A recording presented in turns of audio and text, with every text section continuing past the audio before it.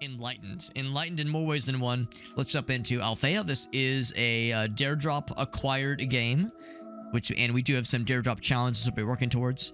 And yeah, like I said earlier, I've not played this yet, and I haven't really seen much content of it.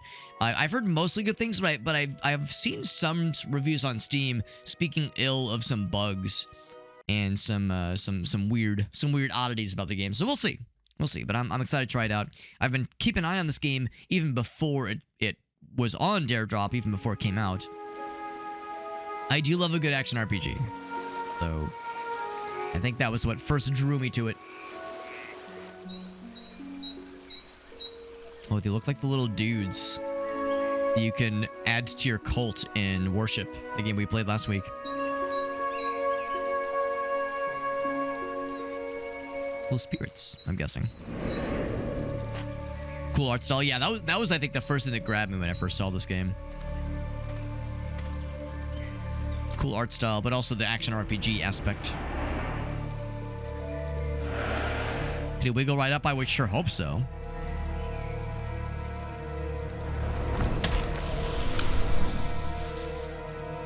I don't know. Mine's not very accommodating. He might have to lube up first. Unless he can, like, change his own shape.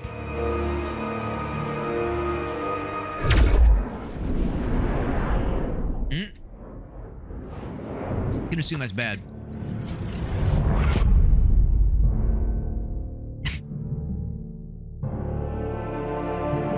Look, also out here talking like it's my birthday, not his. You have been chosen. Touch tips. They seem okay, though. Sorry, I was touching tips with Satan. Oh, no, there they are.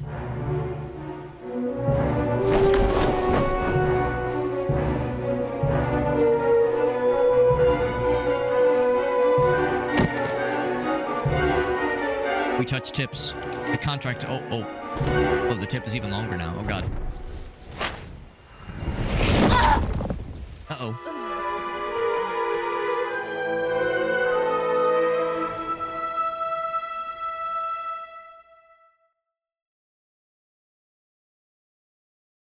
Alright.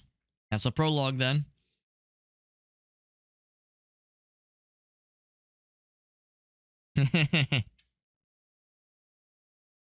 Are you trying to imply, Farsight, that's it would, like, turn it into that shape, into that color?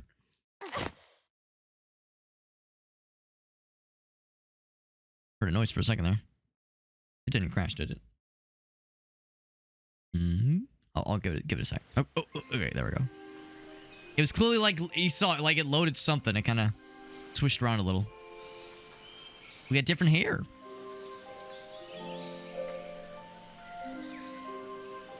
And presumably we still have the whatever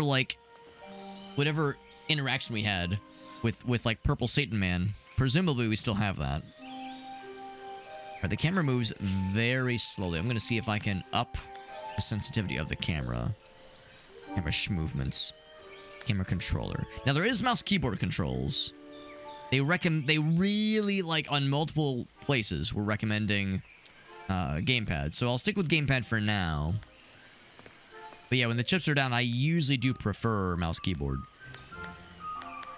Yeah, we're really trying to emphasize, like, listen, we really recommend gamepad. So it's like, alright. Good enough for now.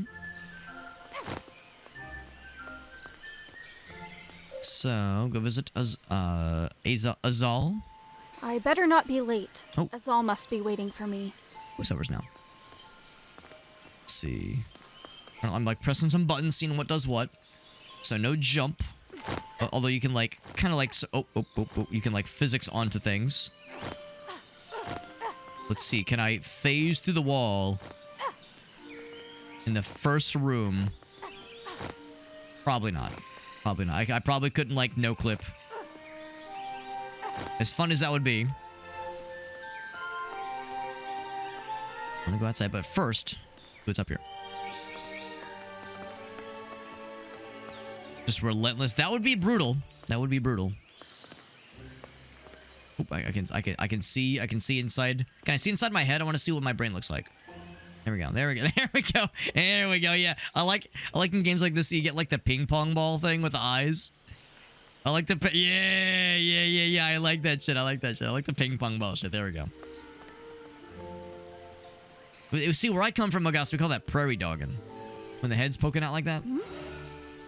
That prairie dogging. Oh, oops. Are you a friend? The spirit. Well, originally I had a thing to do. Right now I can jump. Like I got a little dodge. All right. Do I sprint?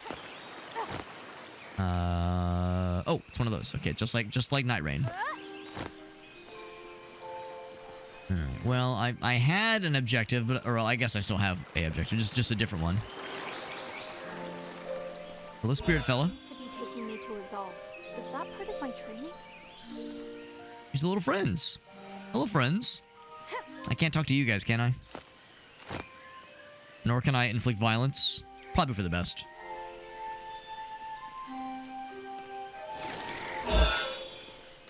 So the presence... I'm going to turn that down a little bit. The presence of the spirit is not like, oh, what the fuck? It's like, oh, a spirit, whatever. So it reset all my audio settings? What the hell?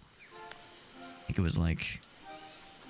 Music went down to that guy. Yeah, sound effects should go down fairly low, too.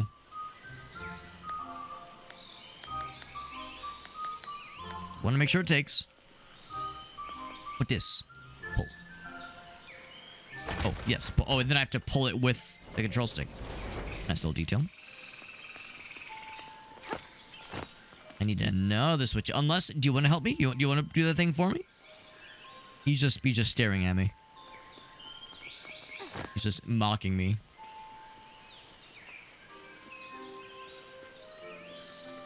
There's probably other ways.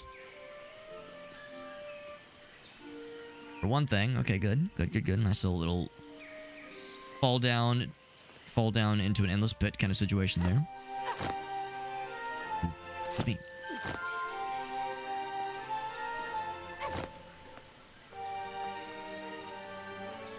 I'll probably climb up on these things, can't I?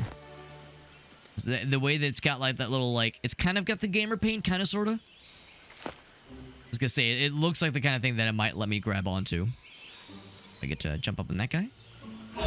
Ask me to find a Zareel and bring it to him today to cure a sick spirit. For next time. There we go. This bird. Yeah, with Farsight, the cell shading like style is pretty cool so far. Oh, I like the. Oh, that's a good frog. That's a good frog. Oh, I can interact with the froggy. Can I pet that dog? Oop. Weird how we like went through the floor, but still, that was still pretty cool. Wanna pet that frog? Can I pet that frog? Okay, I guess that was a one-time thing. I can't boop this one. And I kind of climb on his back and ride him into battle. Very loud splooshes. Let's turn that down a little bit more then.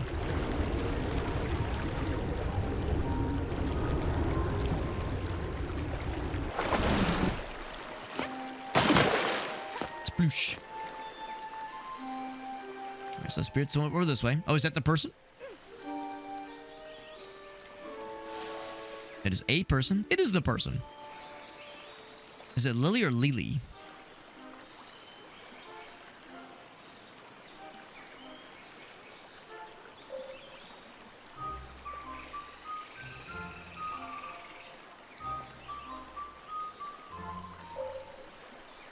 I'm guessing, I'm gonna ask a dumb question. I'm guessing you guys don't hear any dialogue right now. Actually, maybe you do. Because I don't. I don't hear any dialogue right now. Okay, cool.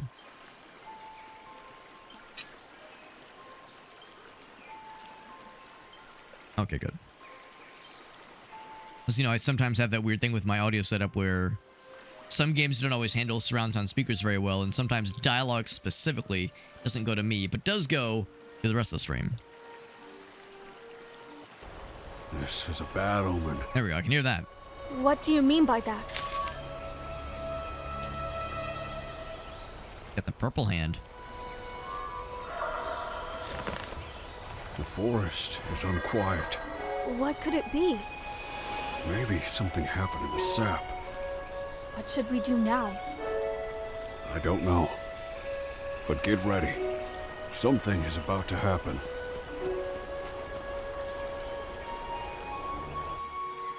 Something in the background there. Strange spirit. Corrupted spirit. I sure wouldn't want it near anyone's. The regular spirits are fine, yeah. So, some of the I don't know, the lead up into this, into like, understanding the story and like the kind of general world building. I don't know, a little, not a whole lot explained to us right now, but maybe more is coming. Pretty cool, whatever this is. To follow the fella. Oh, look at that. I'm not allowed to go that way. If I want to go, oh, it's like I want to explore. The game's like forcing me away. It doesn't want me to explore too much. It wants me to be a good boy and do things in the right order. Yeah. You know, we got that cutscene with very little explanation at the very start. And then this notion of, you know, the sap being tainted and this corrupted spirit. Kind of just getting jerked around a little bit, but I'm hoping that more will be explained soon. These are, I'm guessing this is a spirit. I mean, it looks like an actual animal. Everything's good there. I'm guessing if I was going the wrong way, the game would redirect me and say, that's not it, bro. That's not it. Oh, I see on the map. There is a thing. Let's see. Is this a map? This thing that I'm... No, that's... Oh, there we go. There's the map. Okay. So, presumably... Oh, I guess that's the path I took. Oh, wow. There is... Goes real slow. I think it's where we started. Yeah, there's a question mark there. Maybe that's where I should be going. I was thinking maybe that's where we started. Yeah, maybe that's where I should be going. Yeah, you know what? I see it. I think I see it now. That's the path the game wants me to take. That's the objective path. Well, objectively, I suppose I'll follow it.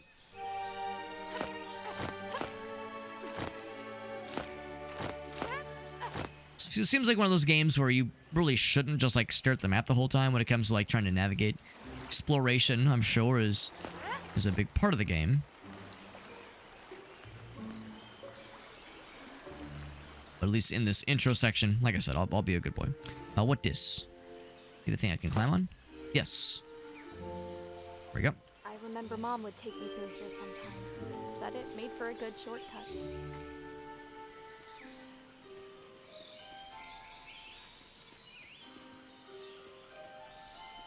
Okay, what's on that? Okay, I wasn't sure if that was like a pattern I was gonna need to recognize. There's a fella right there. There it is. It says it's corrupted. Doesn't look that corrupt. Just, you know, just different color scheme. Not sure if that means corrupt. Any friends here? Can I take this axe in case I need to defend myself?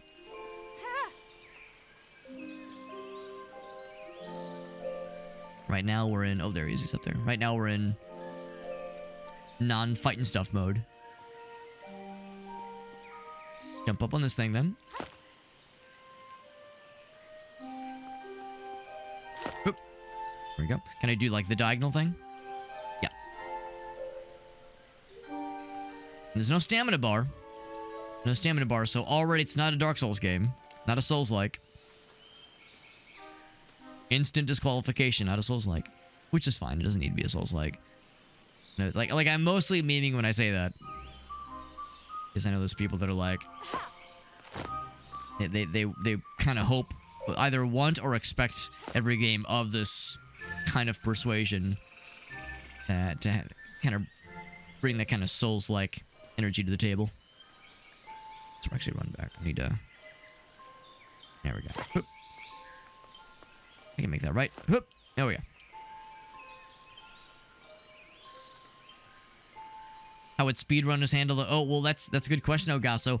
I'll have to ponder that out loud if I really like the game. That's like the sign, right? Oh, Alex loves this if he's talking about speedrunning. Talking about it earnestly? I don't know if there's like a lot of like advanced tech that a game like this would have necessarily.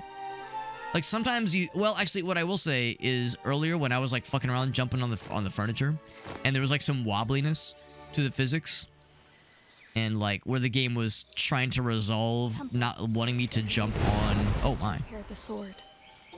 Like it didn't want me to jump on certain things, but I was still able to kind of cheese some of that. Like if I were like to try to jump out of bounds, there might be certain things the game could do to discourage me.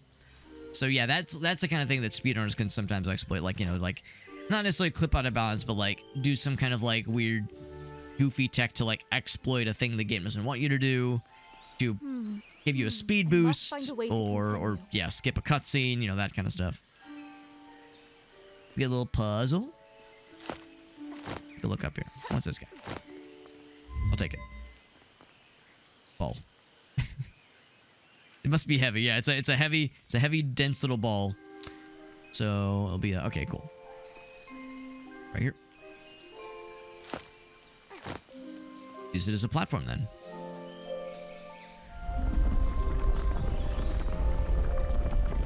Nice of that guy to wait for us. See him across that little bridge area. Oh yeah, and then let go. I'll be taking this. Cannot jump with it. Or sprint. I plop it. Oh no, not there. Not there. There. Wiggity swooty. Oh, I see. Oop.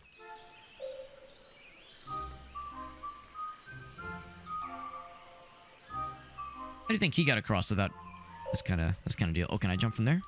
Hey yo. Almost there. All right. Well, I will probably need to go up this way then.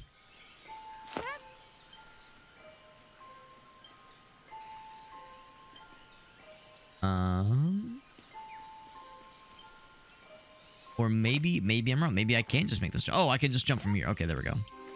Might be able to make. I was worried about making the jump. That second piece. Let's see. It's weird because like since the camera shifted, I'm actually having to pull down like south on the analog stick, which is a little weird because the camera shift made it kind of strange. Hoist myself up. There's little dudes. Kind of hanging out, just watching this whole thing unfold. Let's see, can I just intentionally drop down? The answer is yes. Yeah, no stamina bar. There's no real, you know, consequences to... Right from there. They say drop. Oh, I wasn't sure that was a standable surface. That's kind of nice. No stamina bar, no nothing. Same thing about, like, dodging. No. I don't know if combat will be different. Presuming there will be some form of combat. Got a stick. It's something.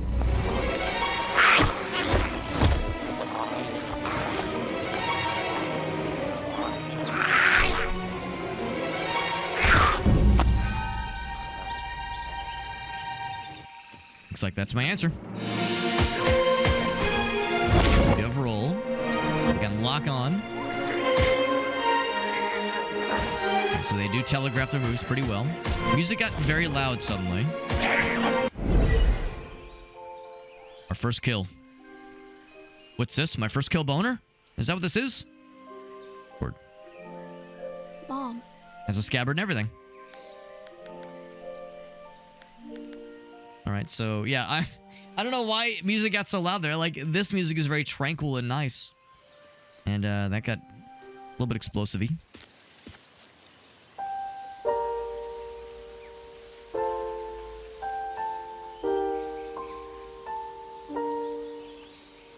Just very large eyes. Like, very large eyes. Oh, and those large eyes are Sage.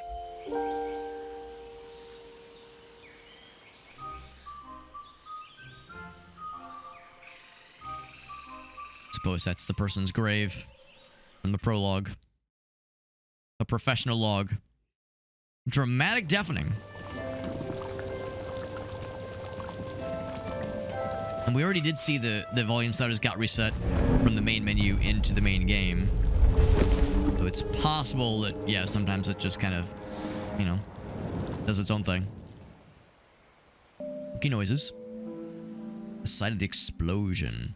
Alright, so good news. I can use my weapon indoors. I cannot run. I cannot dodge. Okay, oh, I can be sneaky snake. And no jumps.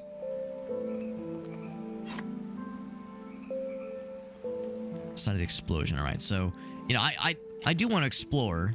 Oh, there's no aerial attacks. Oh, I want to be a fancy aerial attack person. Yeah, so not much to explore right now, or maybe there is, but clearly there's an objective to be followed. Oh, also if we wanted to.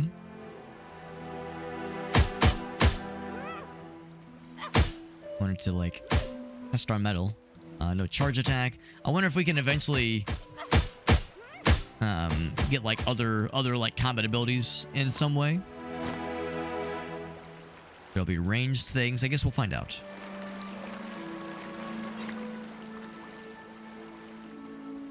What was that? I do like the little lightning bugs, little fireflies. That's kind of cool. It's weird because they were we were kind of like, it kind of hinted like, oh yes, she heard a noise. Maybe I've got my volume turned down too low on my end, but I didn't actually hear anything. And it's like, reach the side of the explosion. I'm not sure how we know where to go necessarily. Of course, we came here earlier in the day, so maybe that's why. But you know, like the map just kind of conveniently is pointing us to the right way. Now that, and we can't reach that right now, but maybe eventually. Maybe eventually we'll get the ability. There's It's in danger. Oh, it's a situation. There's a situation unfolding. No! Oh, we were too slow. I still got his ass though. Sweet vengeance. I'm sorry, I got loud again. I'm sure who these people are. Jesus, it's loud. Holy fuck.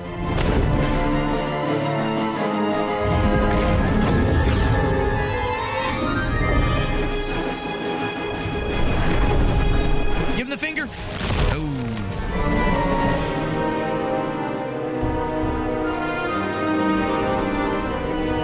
Unfortunately, a familiar situation.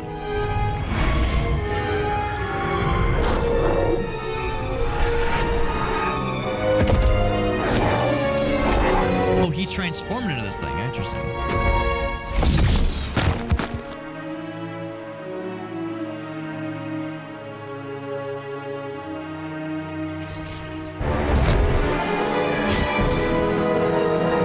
We're gonna scare him off? You will join him soon enough, young monk.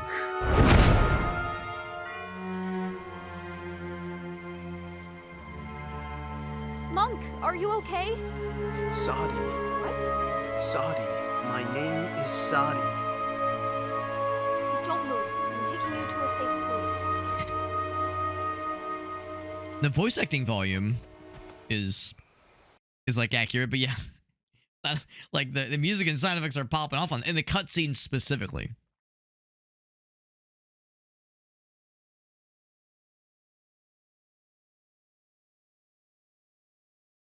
I don't know, it's a little bit like kind of jerking us around.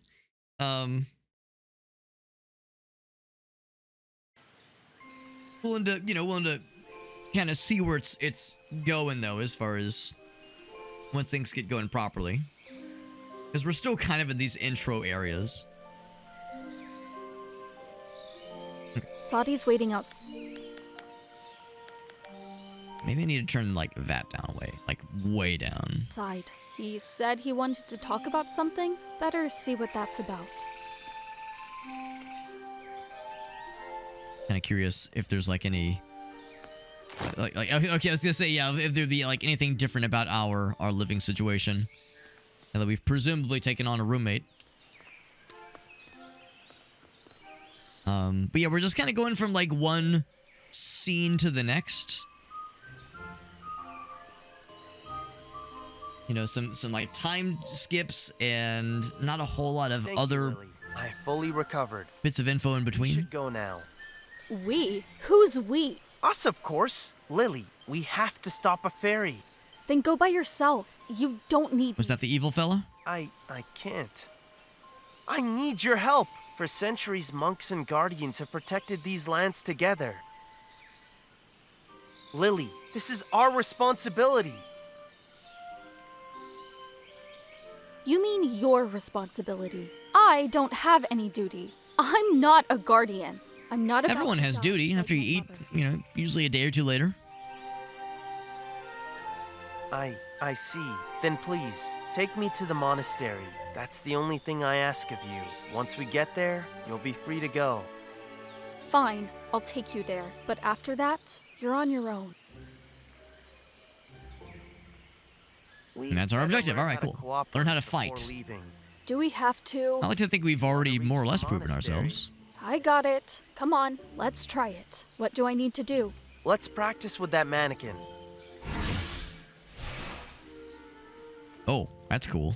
Turns into oh, that's cool. It turns into a little dude. That's kind of neat. Press Y to attack. Oh, to attack with the other guy. Yeah. Consume his mana. Have to lock onto enemy to attack with him. That's kind of cool. Try to have me attack the mannequin. He's got the little mana bar. Now, focus on the target. Go on, hit it. Good job. You can kind of combo the two together. That's kind of neat. And that's it. And you don't have to lock on. It'll kind of do that on its own. And the mana recharges after a bit. Cool. Kind of neat then. I do like the little kind of wolf, wispy fella kind of following you around. That is kind of neat. There's the frog guy. Can I boop the frog? Can I boop the frog? I know one of the achievements, one of like the dare things we're working towards is, here we go, yeah, interacting with, I'm guessing it's interacting, that's probably it, like, it's like, have some kind of fun moment with 5, presumably different animals, different creatures. They say in Atarasia, which I think is just the area we're in right now. I think that's just the overworld, basically. Alright, so if I want to venture off the beaten path, will the game kind of redirect me and say, no. That's not where you're going, Alex. Because, like, I want to do some gamer crimes and go in places where maybe that a game doesn't quite want me to go just yet. Just for fast travel.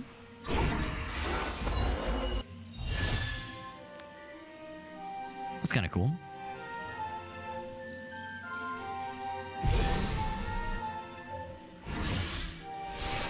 Kind of neat. What's this? Can he activate this? That's kind of cool. Oh, I see. I see a little puzzle sequence. Very cool. Alright, then can I recall him? Or is he just gonna be chilling? Oh, here we go.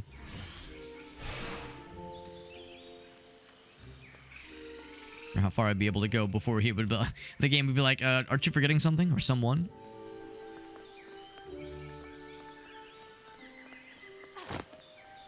Now, in a weird way, this is leading to the monastery, just, you know, in an alternate form. Alternate direction. Can I... guess I can't, like, interact with the door at all. Maybe this is where he lived previously? It's kind of hard to say. I mean, someone has to live here, or had to have lived here. Can I interact with these nice fellas? Yes. There we go. Are you nice? Yeah, they're nice. Aww. Oh, they're gonna push me away. Yeah, that's one of the lady deer. Yes, yeah, these guys are chill. I tried to boop the frogs and they just hippity hopped away. Like they kind of nudge you afterwards. Oh, I see little dudes, little purple boys.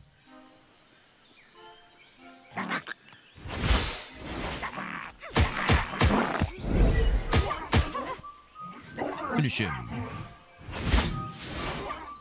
Doesn't do a ton of damage, but it does seem to stun them. Dropped a little red thing. I guess that's probably health. I'd guess.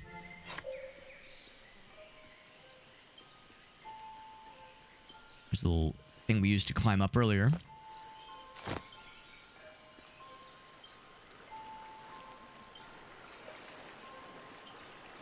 I can't do anything with the burbs. There's a frog I booped earlier. Can I boop this frog again? Poke his little tummy, his little tum-tums. Yep. Bloop. See you later.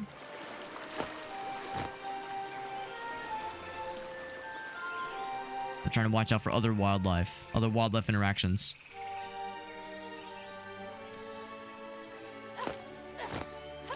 Anything else with this thing, by the way?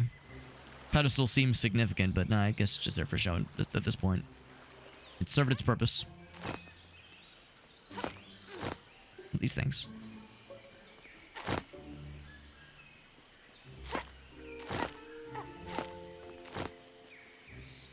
And no, I will not try to attack these nice creatures. At least not yet. Maybe later. Maybe later. Oh, okay, there it is. Yep, there. Yeah, they when you get into a direction that is not permissible yet, they just kind of turn you around. And auto direct for you. Oh, there's a little dude. Fuck him up. There we go. Little crab guy. Little crab fella. Ugh, how much farther? Have you ever been to the monastery? Nope. Your mother was a guardian, and she never took you? Enough talking. Let's move. Hasn't been that long. It's like one little half area farther than we've ever been so far. Okay, well this looks a little bit more happening. You hold Y down. Sadie will take possession of the sword. Okay. And I got big sword.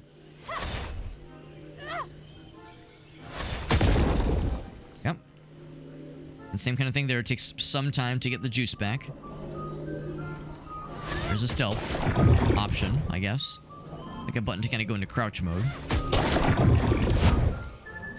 For that, we'll probably need some... Oh, never mind. I thought maybe there was like a ranged attack. Oh, he's a little dude. Just a little guy. That's the ranged attack. Oh, he ate him. Ate him up. I got a void core. Cool. Can I get these as well? No, we'll need some other kind of cool ability. Cool ability for cool guys and cool gals.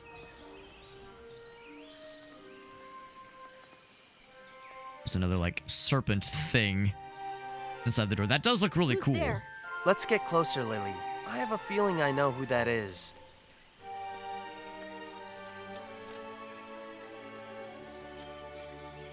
Oh, there's a person.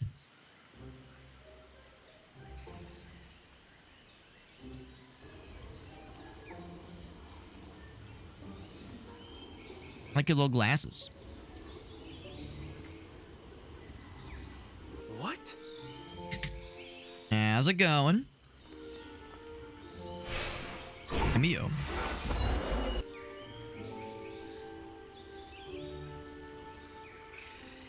My apprenticeship, he says. With italics text.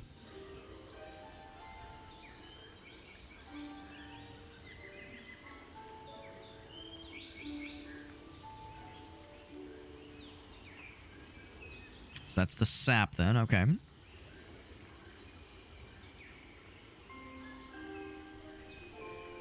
Anyway, I'm just gonna go ahead and give you the quest, basically. Temple of the Beginning.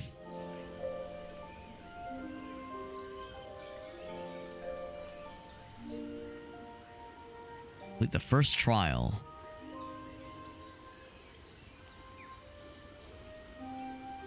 I don't know, there's something about the, like, overall pacing here. Right?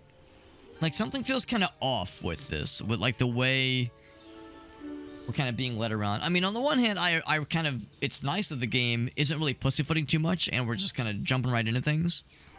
But I don't know, like maybe I'm spoiled because when I think of this kind of experience, of course I think of Zelda. Zelda's like the big one for a lot of us. In some Zelda games, again, like Skyward Sword, take a while to spin up, but I don't know, I feel like the world's a little bit more fleshed out by the time you start to by the time you start to kind of like get into the meat and potatoes of the adventure. So there's kind of a lot of things kind of being said to us. And we're kind of being led around through these kind of individual scenes. But like their significance, I guess, is what I'm like having a hard time latching on to.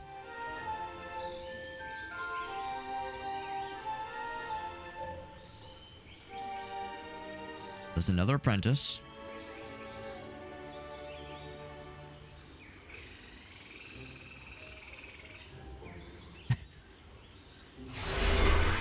And Lily's still just not having it with this dude. All right, so it makes me wonder if maybe that's why the developers kind of went ham on the map thing. Because I'll be honest, without the map, I would be like, oh fuck, where do I go now? Like I would struggle. For like what happens next. And of course, going to the oh, here we go. What's the thing we got? We got that guy. Oh, an amulet. Okay.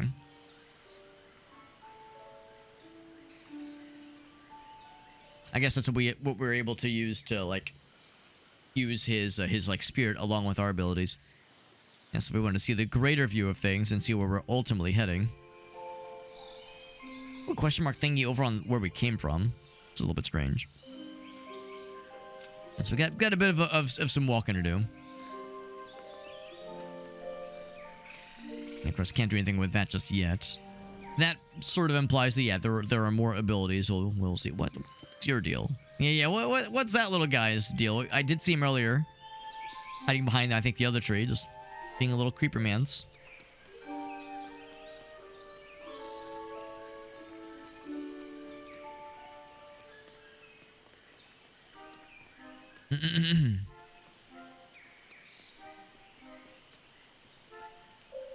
Trying to keep an eye out for other animal friends. Like, unless I'm able to boop you guys, can I boop you? I mean, I guess I'm kind of booping with my forehead, I guess, but I mean like the little interaction point. Not so much there. Guess if I wanted to, potentially, do the little fast warp thing. Although I think that's only for places you've already been. I suspect where we're going next is a place we've not been to so far. However, I will do a little something because I saw something purple from a distance.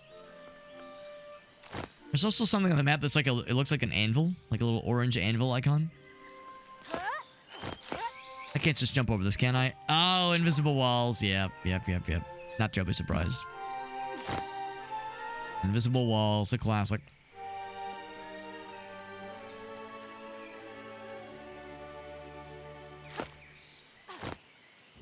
Another frog fella. Can I boop this guy? Little nudge, little something. Nope, nothing. And I think we can swim the water. If there's anything down there, we could have explored it. Some little dudes.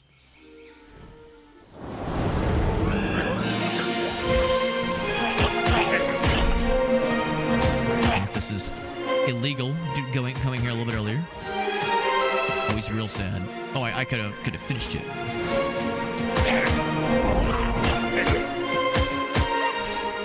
Whoa! Oh my God! Whatever that was, it was very laggy. It was like a finishing move. Oh, I lost my lock.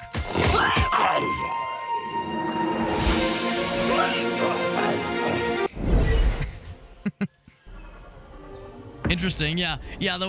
There was that little finishing move that looked really cool, but But yeah, kind of lagged out a little bit. Hopefully that was like a one-time thing. Like once it gets loaded into memory, now we're going to be good. It's weird the way that we kind of lost the lock randomly. And that guy jumped behind us.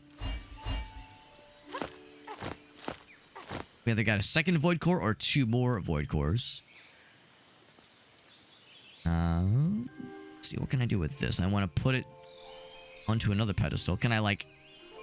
have to just drop it, I guess. Yeah, unless I can like have... Unless I can like somehow have Wolf Fella deliver it for me. Like it definitely needs to go there.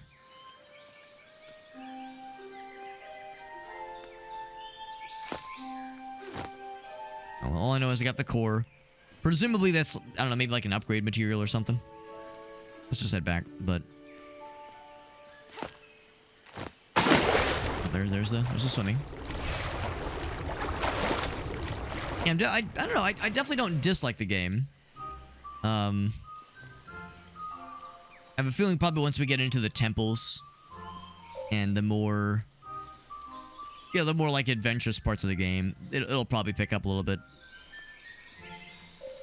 Yeah, a lot of the introduction was just kind of like, I don't know. It was things were just kind of being shown to us, and things are being said. We're being introduced to various characters, but I don't know. Not a whole lot of Look out! Corrupt spirits ahead! Don't I'm lose having a hard out time on me keeping now, it all Sadi. as like Let's anything go. of like cohesion, I guess. That being said, it is an indie game, so you know, it's an indie game that's been out for like a month, and part of it too is I think I've been spoiled by having a lot of like really good action RPGs as of late. So, open up this. There's a special attack menu. Okay. Unlock some new ones. Cool. So we hold Y. Is the left trigger? Or maybe it's... Oh, shit. I'll use this thing.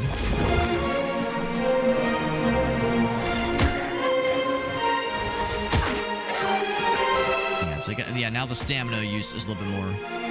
Ooh, yeah, there's that lag. I don't know if I love that. X. Oh, I don't like how when that attack happens, I'm like locked.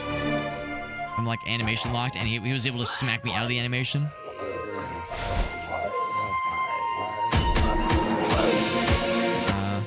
Confess. What do I do? Do I just beat the shit out of you? Or do I have the guy eat you? Oh, that's what it is. Okay. Have him nom your face off. A shame that, yeah, it's like lagged on that finishing animation twice now. Doesn't exactly fill me with brimming levels of confidence. Also, yeah, it seemed like it got really loud again, randomly. Piece of So, like, battle music, I guess, is its own slider. We haven't finished getting rid of the void. Look at that corruption. Let's get closer. I'm sure I can dissolve it now. How about now?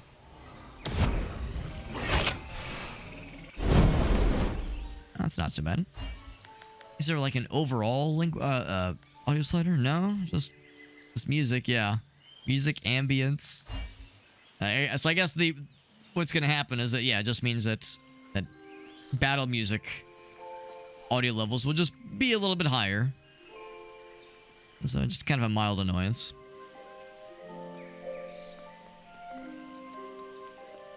So we've already seen the... Oh, that's right. That was what was blocking this wall off. Okay, that makes me feel better. Also... Oh, that's... Okay, that's where we want to go. So that's the correct path. And the path that leads to... Yeah, that little anvil icon does capture my attention.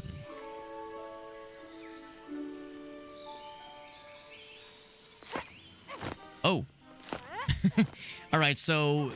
I think the idea is that there's like something we'll eventually be able to utilize here. For right now, yeah, we're just kind of like going through the object limit. So we'll take that to mean, yeah, this shortcut's not available right now. Come back later. That's simple enough.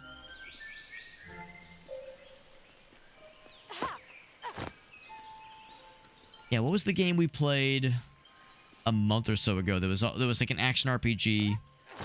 Had kind of a similar issue where like the plot was a little bit thin and like the way it was being told to us was a little herky jerky. But like the exploration was really cool and the RPG systems were pretty cool. Bygone Dreams. Bygone Dreams. Like that one. Yeah, like I will acknowledge that like the plot and like the overall kind of world building was just okay. It was also a little bit disjointed. But I definitely really enjoyed the exploration in that game. So I'm hoping this will kind of pick up in the way that game did. All right, well, I'll just switch from down here. Oh, that was fault. All right, well, good to know. Good to know. From, I mean, sure, if I, she looks so sad. Yeah, if I were to jump from there, and land hard like she just did, yeah, I would probably take fall damage too. That's on me. That's on me. Oh.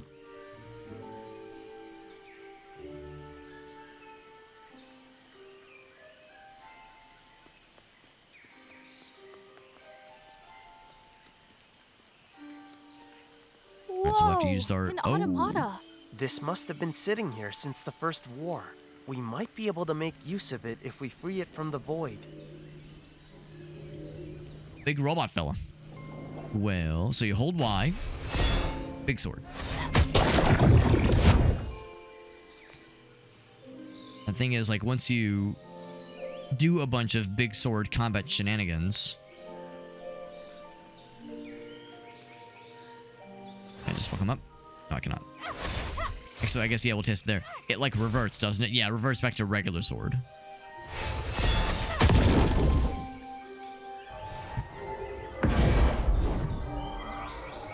His little fella.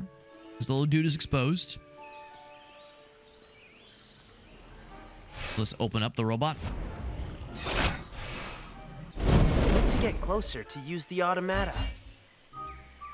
I can send him into the robot. Cool.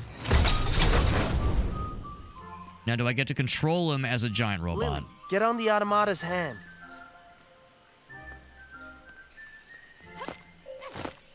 Oh, wait. Do I... press Y? Yeah, I think I just jump over here. Jump on the head? Did I hear that right? Jump on the... Did I hear that right? Jump on the head? It's... The head is a non-physics object. I press Y, he just kind of goes... Burp.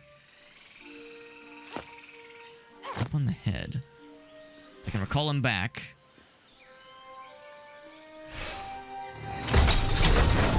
Or maybe he means he's on the head. I don't know what we can do with this. I mean, it's cool. Oh, I hold Y. Oh, okay, I see. Oh, jump on the hand. I just misheard him. Okay, there we go. There we go. That's kind of cool. Oh, okay. It's except we fell through because the fingies can open up.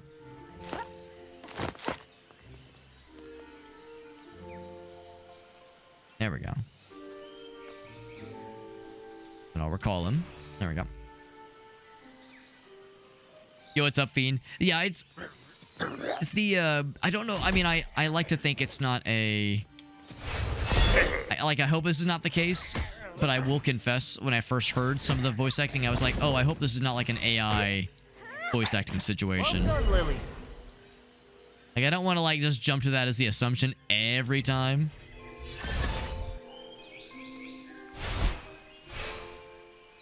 But yeah, I wanted the same thing about some of the pronunciations. What do I do with this? Kind of like the orbs that we saw earlier. Yeah. Yeah, that's how I feel, Fiend. It's like, yeah, I'm not so sure. I'm not so sure. Like, I don't want to assume, right? I don't want to assume. Jet says, I will judge. I will judge, yeah. Yeah, that is the unfortunate reality. We're kind of in that day and age. Yeah, I'm not sure what I can do with this. Oh, okay. There was just no prompt. Okay. So this is one where it's like, okay, I can pick it up. There was just no prompt indicate. Okay. But yeah, we're in that day and age where, yeah, you see like what is clearly a project that has a, you know, fairly small budget. All right, so I guess I have to drop down. There we go. Project has this fairly small budget, has a small number of people working on it. And yeah, you see like some assets of the, whether it's a game or a movie or a video at least. Put it here. There we go. One's missing. Of course.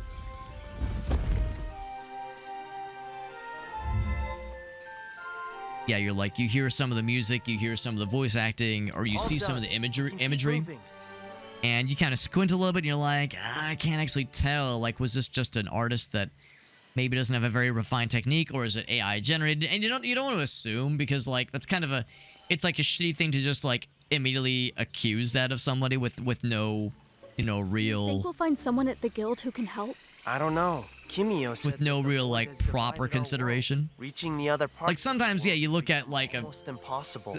like some, let's be real, like some art on Twitter, away from the you know, so on temples social and media, shrines. you see that kind of shit, you go, oh, okay, I like this was some ChatGPT shit or some open AI shit, no question. Like sometimes it's like very, very obvious, but other times it's like I can't tell, or maybe it was like you can tell it was like it started as an AI thing, but then somebody was able to touch it up a little bit, kind of clean it up a little. There's a certain sheen about it when it comes to AI generated stuff, especially with art. But yeah, with voice acting, for me it's a little bit trickier because I'm like, well, sometimes I'll hear like weird pronunciation or like a weird like cadence to someone's manner of speaking, like kind of a weird timbre to how they say things, how they pronounce things. Is that because it's AI, or is it because, oh, maybe English isn't their first language and what I'm hearing is you know, just an artifact of that, where, you know, there's like kind of an unexpected accent. You know, again, I don't like to assume. Get better actors, yeah. Well, and you know, at the end of the day, when it's a small, it's a small development project, you know, an indie game. I think I saw that this developer, it's 2 people. I think one person does most of like the music and the art and like the visuals, that kind of thing, and then the other person does most of the development. I'm sure they probably contract other folks for some things, but yeah, when it's a small project, not a big budget, not a lot of folks that they can bring in, you know, it's these limitations. Yeah, that is just kind of the nature of the game. All right, so we found the guy. His name is Blacksmith. Listen, I'm not gonna. There's an obvious joke to make here. A lot of folks use AI in addition to manual work. Yeah. I mean, I know plenty of software developers doing similar stuff too, where they use Copilot, they use ChatGPT, they use some kind of thing to kind of supplement their work. The downside, though, is that, you know, the more someone relies on that kind of thing, suddenly, you know, if that application goes offline or is unavailable, and they have to do 100% of the stuff themselves, I'm speaking from a software development perspective at least, you know, there's a struggle. There's a struggle being like, oh shit, like I have to do this myself now? What the hell? Now, I guess that's the thing that you could make that same argument for like, how many times do I have to implement a linked list by myself or an array class by myself? Hardly ever, right? Like we're all standing on the shoulders of giants when it comes to modern software development. I never have to deal with assembly level bullshit. I never have to assign registers, like, you know, at the assembly level. It just doesn't, it's not how it works. So I recognize that, you know, decrying the use of AI is a little bit hypocritical because, yeah, of course I'm using shortcuts that are kind of baked into the workflow. But still, I don't know, it feels a little bit, at least from a software development perspective, like it could be I don't like to use the phrase slippery slope lightly. But yeah, that's kind of how it feels. It feels like it could lead into like, you know, maybe not laziness, but just like that reliance on the shortcuts that might not always be reliable. As we all know, AI generated bullshit is not always reliable. You know, you go into ChatGPT and type in like like what should be an obvious question, sometimes it'll give you some weird fucking results. So anyway. There's a website called Casting Call Club. Okay. But it'll give you mixed results, right? Yeah. Okay, that is good to know, Jed. I've never heard of this before. Instantiating stuff. Yeah. So yeah, you know how that goes, Fiend. Like there is some of that, kind of no matter where you look, basically.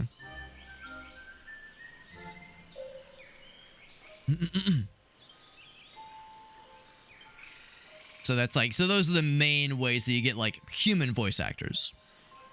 So for indie devs, they're probably gonna do the first one, right? Yeah.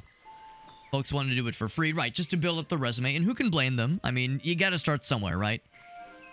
That's to be said for the developers as well as for the voice actors they're hiring. Yeah, just the basic level constructors. Right, exactly, yeah. Yeah, like, that's not the end of the world. And honestly, like, even, you know, can I really talk too much shit on the people that use ChatGPT to say, yes, spin me up a, I don't know, yeah, an implementation for, I don't know, yeah, like a, trying to think of like a real life example that makes the most sense. A Windows form class that has like, oh, why would you want to make a new one? I don't know, like, yeah, so some kind of new like class, some kind of new object, based on this existing one, but add this new functionality. Like, you know, can I talk too much shit on developers that do that? I don't know. I mean, I guess as long as it doesn't become too much of a habit is the concern I would have there. But again, like, you know, I'd be lying if I said I'd never struggled with something, looked up the solution, or not the solution, but looked up what I'm missing on Stack Overflow, right? Because that's the thing, you know, you do a Google search for, how do I do this? What's the syntax I need for this thing? You know, you look up how other people have done it on Stack Overflow. You just kind of, not copy and paste, obviously, because that's not going to work, but like, you know, you just like mimic the syntax they're using. Like, of course I've done that before, obviously, right? Like, so to some extent, we all of us in the field have, in the industry, have done some form of like sourcing some form of knowledge elsewhere. Like, it can't just all be in your head. Not all of us have like a stack of like reference books just lying around. So the idea of like, well, AI is doing that for you, but just making it quicker. It's like, okay, sure. It's just the reliability. That's the part that always gets me. Yeah, do I blame people? Right. Yeah, especially, well, that's one thing too. Like, if it's for like a corporate project versus a personal project. You know, if it's a personal thing, I don't know. Yeah, like, I have my own preferences. I have my own, like, things that I am not comfortable doing, but can I, like, talk shit on other people doing it? I don't know. That's the part where I guess I struggle a little bit. Your life's on, half the life's on Stack Overflow? Yeah. I mean, there have been a couple a few, like, pages I've went to multiple times, or just over the course of, you know, several years even, where it's like, oh man, there was a Stack Overflow I saw that explained this thing that I'm struggling with right now.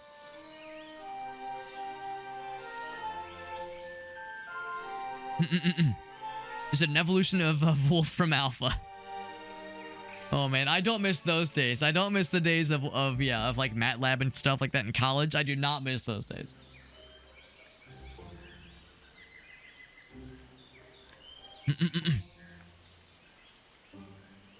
The generational, like the generational AI stuff. Yeah. I just, what's tricky is, like, you know, you hear about like these nightmare scenarios where someone's like, oh yeah, I used ChatGPT to help me write this program, and I committed it to prod on a Friday, and, you know, and now we're getting all these calls because the thing I committed and didn't think to, like, to double check or unit test on my end shit the bed, and now everyone's pissed at me. Like, you know, that's the nightmare scenario I worry about, where like somebody just kind of looks it over, they go, looks good, sure, whatever, commit to prod, whatever, and just roll with it. I mean, yeah, that's their fault, obviously, but like that's I guess that what that slippery slope ultimately leads to, for me at least, is the idea of people just being like, it's fine, it looks good enough, just go ahead and commit, yeah, don't worry about it, not gonna worry about it. Yeah, if it's making stuff easier for you, right, yeah, especially if it's a personal project, especially if that's like to smooth over some of like the more like monotonous patches of whatever you're working on. Yeah, I could see that, I can see that aspect of it as being less egregious. Gotta free the mind because it's got the corrupted spirits down there. It should be sacred inside, right? We're both of the same way of thinking, where it's like, for one thing, committing at the end of the day on a Friday to prod is already playing with fire.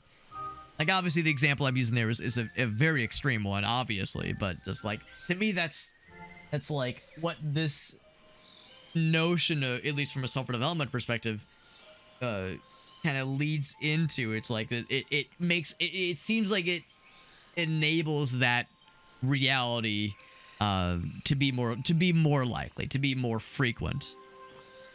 But I don't know. Yeah, I guess that's the thing, right? Like anytime you're adding those kinds of controls, you know, you think about how it can be taken to an extreme form.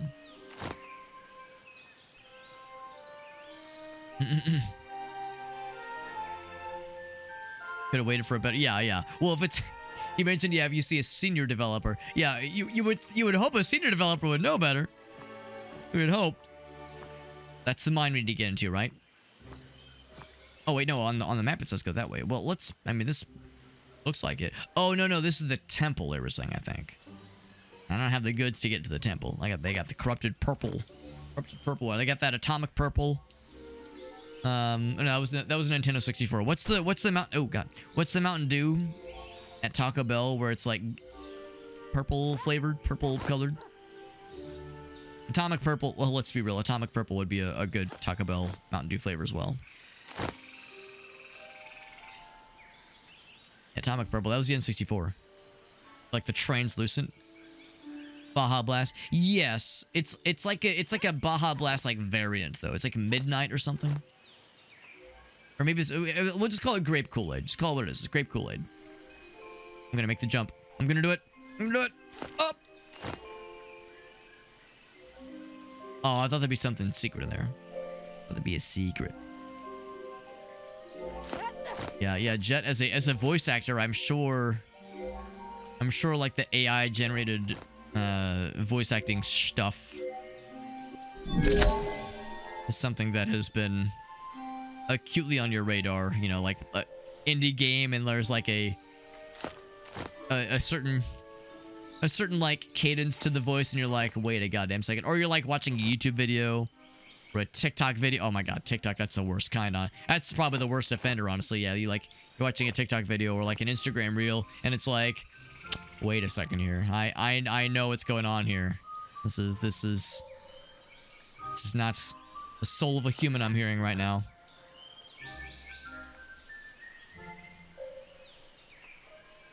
Would there be proper consent? Yeah. I don't know. I mean, I have a hard time feeling good about any of it. That we were saying earlier, it's like, you know, there's certain things when it comes to AI use that, you know, I won't like demonize necessarily. Like, you know, it goes against what I'm comfortable with personally, but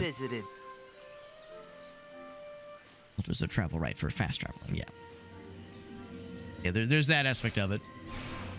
But yeah, but then there's other things where it's like, I just don't know, man. I just don't know. I mean, it's one thing if it's a placeholder, right? I mean, it was, I think, in the that Morgenstern game we played on Saturday or Sunday. Yeah, Saturday. Like that game, without a doubt, had some AI generated placeholders, and at least they were forthcoming about that in the Steam page for the game. They acknowledged as such that yes, there's, you know, some of the like profile, like some of the, like the pictures for like this like the characters, like some of that was AI generated, and they claim is just a temporary placeholder. So, and that's one where it's like, I just have to take their word for it. See, that game is extremely early access. It was so early access, it's not even in early access yet. There was going to be a place we could warp to make this quicker for ourselves, but really, the only one that I can see is that one. I guess we haven't been to it yet, so I can't actually use it. So, we're hoofing it. Maybe I have to, like, walk up and press the thingies to make them work? To make them, like, to activate them? Because I was thinking maybe just by walking by them, but it's kind of weird, like, when you go up and you press, Sadi, like, the activate button. How do you know where the mine is? During the apprenticeship of a monk, One of the first things we learn are maps of our world. Our job Press the is to activate button, assist and it the kind of goes Guardians. into the menu. It'd be nice Knowledge if is there was a one way to of our activate most without, like, powerful kind of weapons. full committing. Maybe just, like, when you walk up to it, maybe that's enough. Yeah, like now, oh, you see on the map there. Yeah, it's like glowing now. Yeah, so I think that's the key. You have to, okay, so yeah, so in that case, like the one here, for instance, I need to, like, walk up closer to it. Midnight and Pitch Black. Oh, yeah, that's right. Yeah, Pitch Black. I think Midnight's the new one, and Pitch Black is the one that was around from a couple years ago.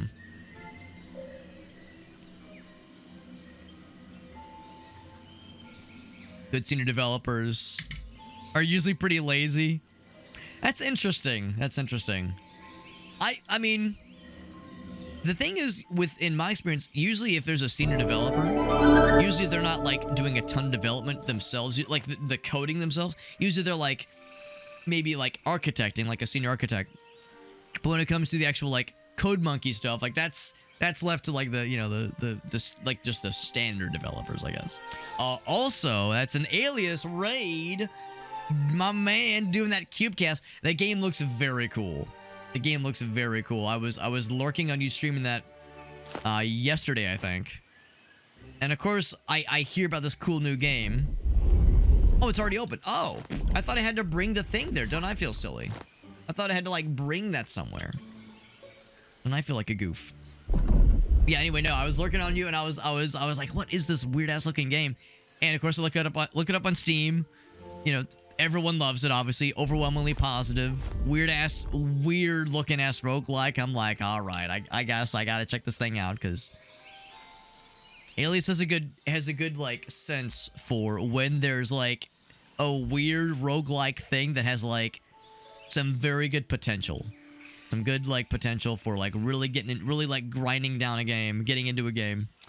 Also, okay, maybe I do have to bring the thing. A little orb. I'm hoping I'm allowed to open the door while having the orb in hand. I guess we'll find out. Guess I gotta go clutch my orb. Who up right now clutching day orbs?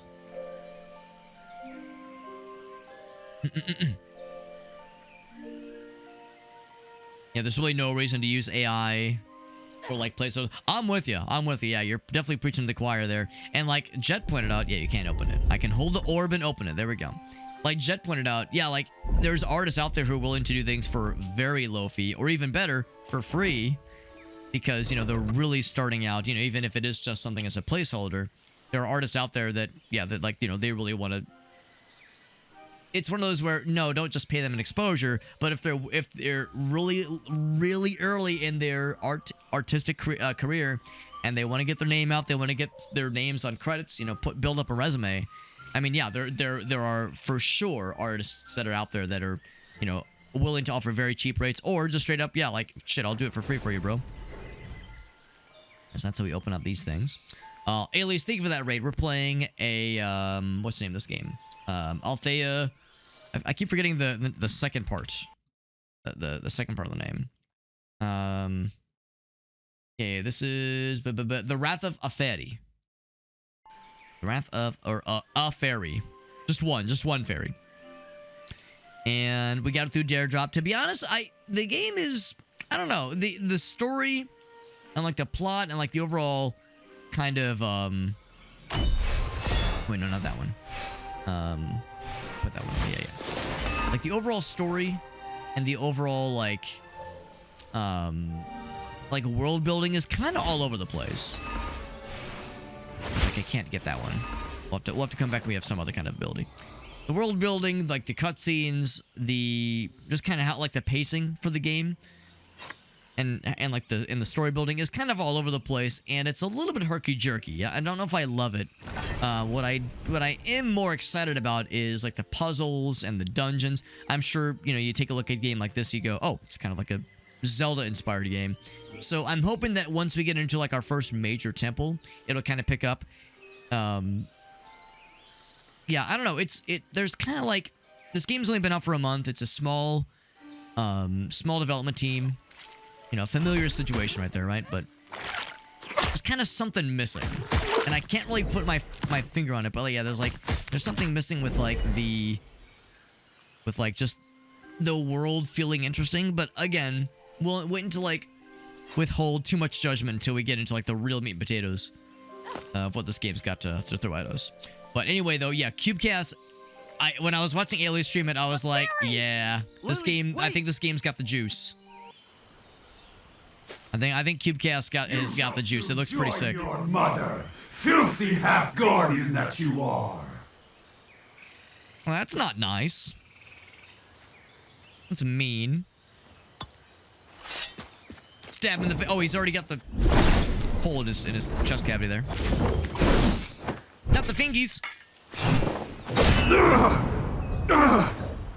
You left me.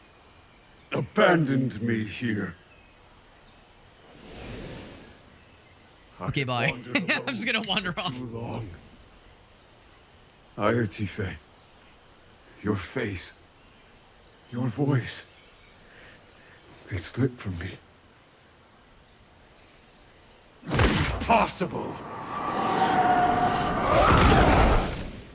You will never pass the trials. So who was that other voice that we just heard? Very mysterious. Oh, gotta fight some fellas. Yeah, Cubecast looks. Yeah, it looks really cool. It's not on my wish list. Well, I think it was on my wish list, or is on my wish list, specifically because I saw Alias playing it. Yep. I get to finish him. Now I got a big sword for a little bit. I like this. He's like, he clutches little tum-tums before launching a projectile at us. To be honest, I don't know if I love big sword.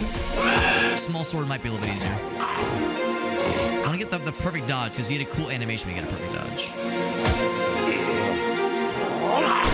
Ouch. Okay, that was not a perfect dodge. That was the opposite. Just kill him. And then go get him. There we go. So yeah, so the combat, it's fine. And the combat's okay. I've seen worse, I've seen better. This game has Power World vibes. Maybe a little bit with like some of the characters, like the character models. Maybe a little bit. Looks like a bit of like an Xbox 360. Yes, yeah, I would say it's of that, like kind of evocative of that era. I would say Xbox 360, maybe PS3 era, a little bit there. Can I break the thing? Oh, where'd he go? God, where'd I send him? I tried to send him to get this guy. I guess it's still. I guess that's the game's way of saying it still has a shield on it.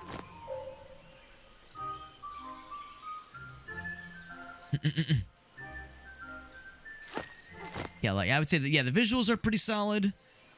There's been a couple like weird glitches where the regular music, like overall music, is adhering to my volume settings, and then the battle will start, and the battle music is like crazy loud. So there's been like just weird little inconsistencies like that.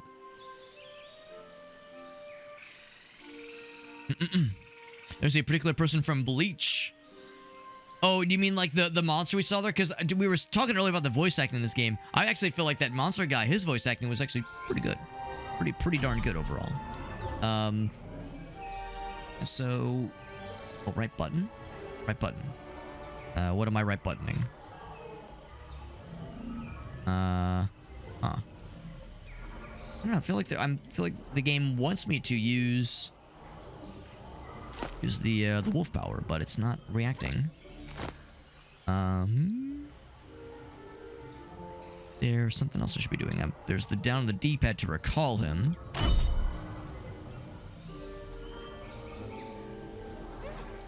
No, typically you hold Y to charge him up.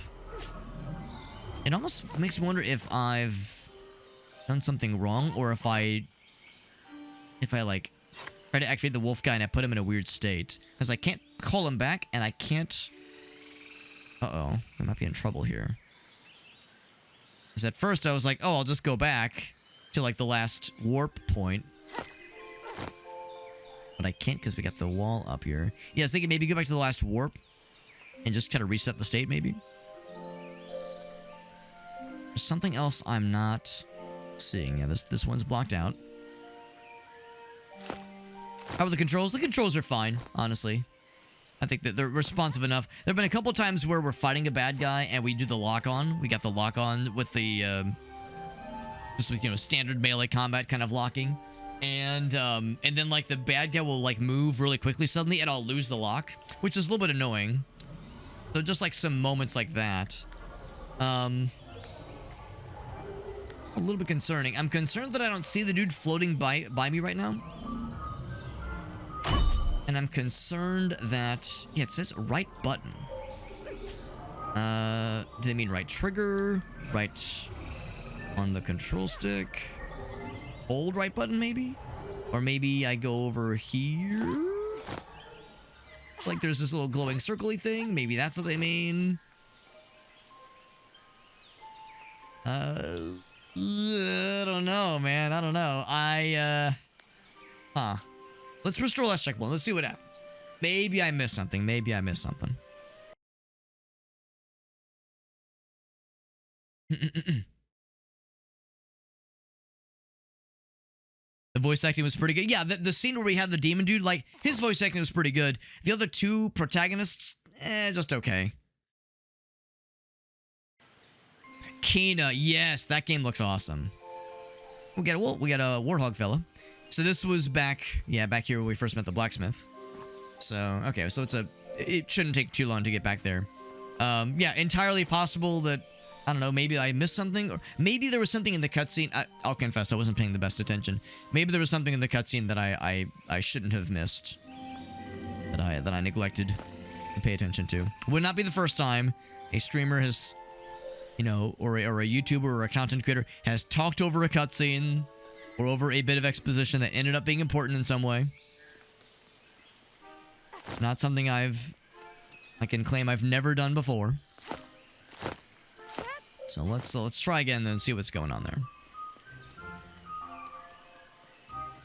Yeah, so it was this little area past the door. And yeah, I'm gonna walk up to this thing to make sure I get the fast travel thing activated, so it's on the map.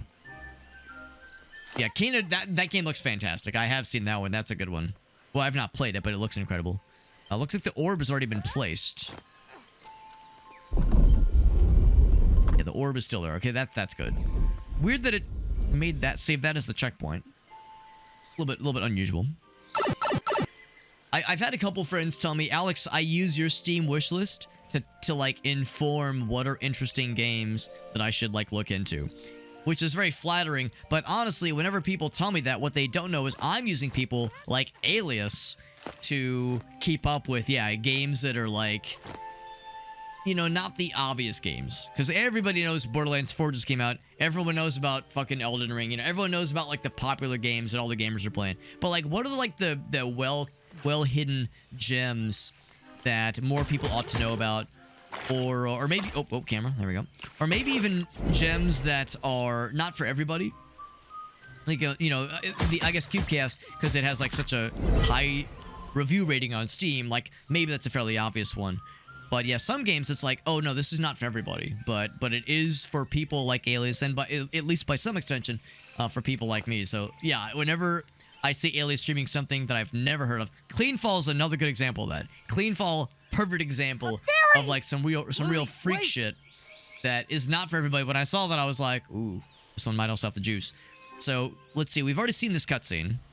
Unfortunately, I cannot skip it. You shall soon join your mother, filthy half-guardian that you But it's okay because I like the voice acting.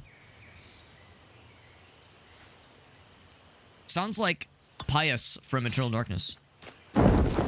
Same kind of energy.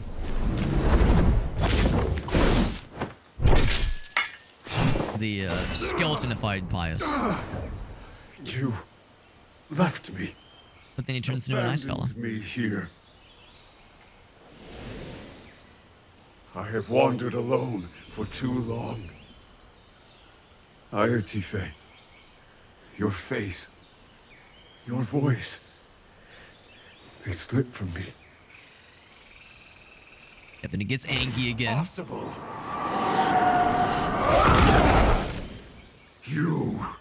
You will never pass the trials.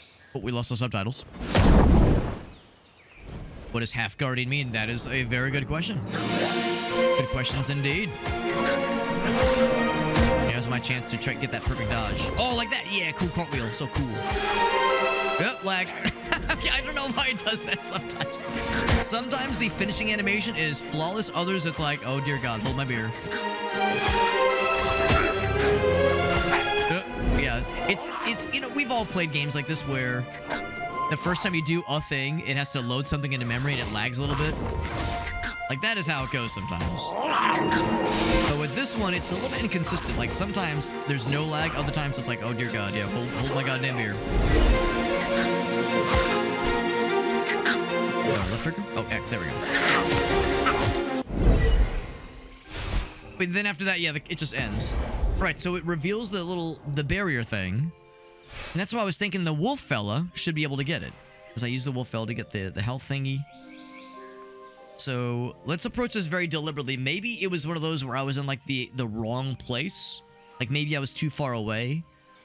But just close enough. Like too far away for it to activate, but close enough for the prompt to show up. Yeah, because it said Y. Yeah. Alright, so I'm gonna like be very deliberate here. Stand perfectly still. Get real close. Press Y. There we go. So that's what should have happened. So clearly something did not connect properly. I don't know. It didn't sound like a fairy. He kept calling for an Artife? Scripture says that Ertif died in a fairy's arms long ago. Grief blinded his eyes and poisoned his heart. And then he called you a half-guardian. What could that possibly mean? Called me filthy before that. Maybe I'm just a half-guardian since I never passed the trials? I don't think so.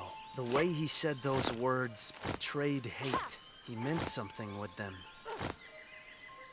Okay, so there you go. Kind of like I was saying earlier, the voice acting for the protagonist, it's fine. You know, it's not amazing, but it's fine. Yes, I'm not sure. I'm not sure what went wrong with the last time, but yeah, best I could figure, it was maybe one of those where I was like, maybe because I was too far away, like the animation didn't work when it should have, but the prompt showed up prematurely. Who knows? But we got there. That's what matters.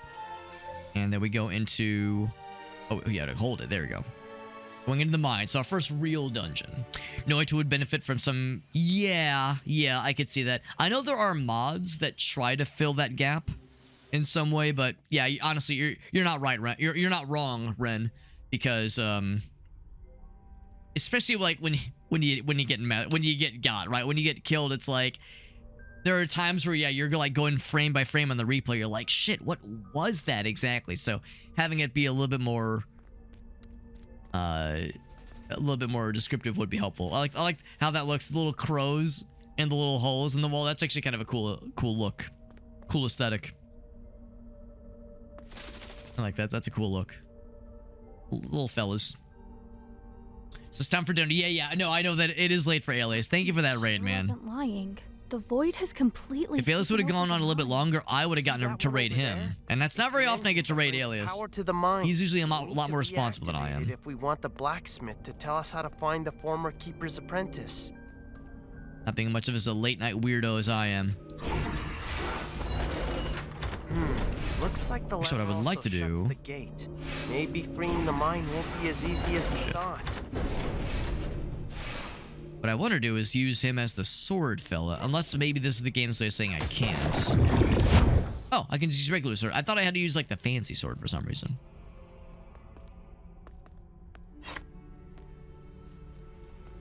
So I can either move it myself or I can have him move it. Move it. I can't utilize this thing yet, and I can't get over to that one yet either. We'll just keep going then. Yeah. Yeah, is there stuff that needs to be ironed out? Extremely possible. Extremely possible. I mean, you know, when a game's been out for a month-ish and it's a very small development team, yeah, optimizations are probably still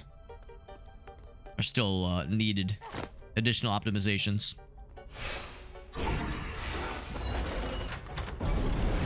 Let's go this way then. So you don't need the big sword mode for just the standard like connection nodes like that guy. To be honest, I kind of enjoy when I'm playing, especially like an indie game. If I'm playing an indie game, and yeah, like you do something cool, and the game has to think about it for just a very, very brief second. Look Just here. a very brief moment. We found Keys. some keys. They don't look like ordinary keys. They might come in handy with the engines. Like it has to think about it for a second, especially if it's something like an explosion. You get a badass grenade launcher, you shoot it, you get the explosion, and it lags for just the briefest of moments. It's like, oh yeah, the game has to think. The game's thinking about this one. I don't want to do it every time. It's a sometimes kind of enjoyment. Or maybe even just the first time. Once it's loaded into memory, then you're good. I kind of enjoy that. Oh, you can see the robot guy. Interesting. We probably have to get up real close to that thing to disable it. Is this game not in beta? You know what? I don't think it's early access. Actually, you know what? It's a good question. Is it in early access? I know it became playable on Steam just a month and some change ago. Yeah, this game is not in early access. I mean, or at least on Steam. It's one of those where it's like on Steam, it's not early access. Maybe there's, like, they don't have it listed as early access, but there's, like, kind of an implied, still kind of going through beta situation. Because that happens sometimes where it's like, it's not listed, but there's clearly still, like, pretty active development happening. I could see it being one of those kinds of deals. How much was this game? Well, actually, in all fairness, I got a review key for this game, so it cost me nothing. Look, It's a Lily, robot fella. an automata. It doesn't look like it's in good shape, but I think I can still use it. Yeah, on Steam, at least this game, if it were purchased full price, it'd be $20. $20 full price, which I would say is probably about the standard. $20 full price for a game like this. Probably about what I would expect. And with less than perfect optimization. Alright, so what do I do? Oh, I see. And then he does the same. Oop, hold on, what? Oop. Is that it? Let's try again. Together this time. Oh, both at the same time? There we go. You really gotta get the exact time in there, but there we got it. We did it! That unlocked the engine! So we're done? Not yet, Lily. We must completely free the mind from the void. Let's go! That's good. We go back the way we came then. Now, there was another game we played last week, or was it last week or 2 weeks ago? I can't remember which one it was. There was another game I played where I was like having a nice time, and again, same kind of thing here where I got a review key for it. Got a review key for the game, so I didn't have to buy it. I didn't have to, to pay anything. I got a key either through some kind of key distribution site or through the game's publisher to stream it. And the compensation was, just having the key for free. And I remember being like, yeah, the game's pretty cool. And then I looked up the price, and I was like, ooh. Like, I looked up the price for how much it would cost full price, and suddenly it was like, ooh, that's something you kind of have to consider, right? What do you recommend? Oh, right, there was that other door over here. Do you recommend the game in its current state? Do you recommend it, like to somebody who wants to buy it? It's like, it's tricky because, in my case, having not paid a dime for it, like, it's easy for me to say I'm having a fun time, but would I recommend it full price? Sometimes that gets a little bit trickier. There's a very brief little like indicator thing for, I guess, combat reminders.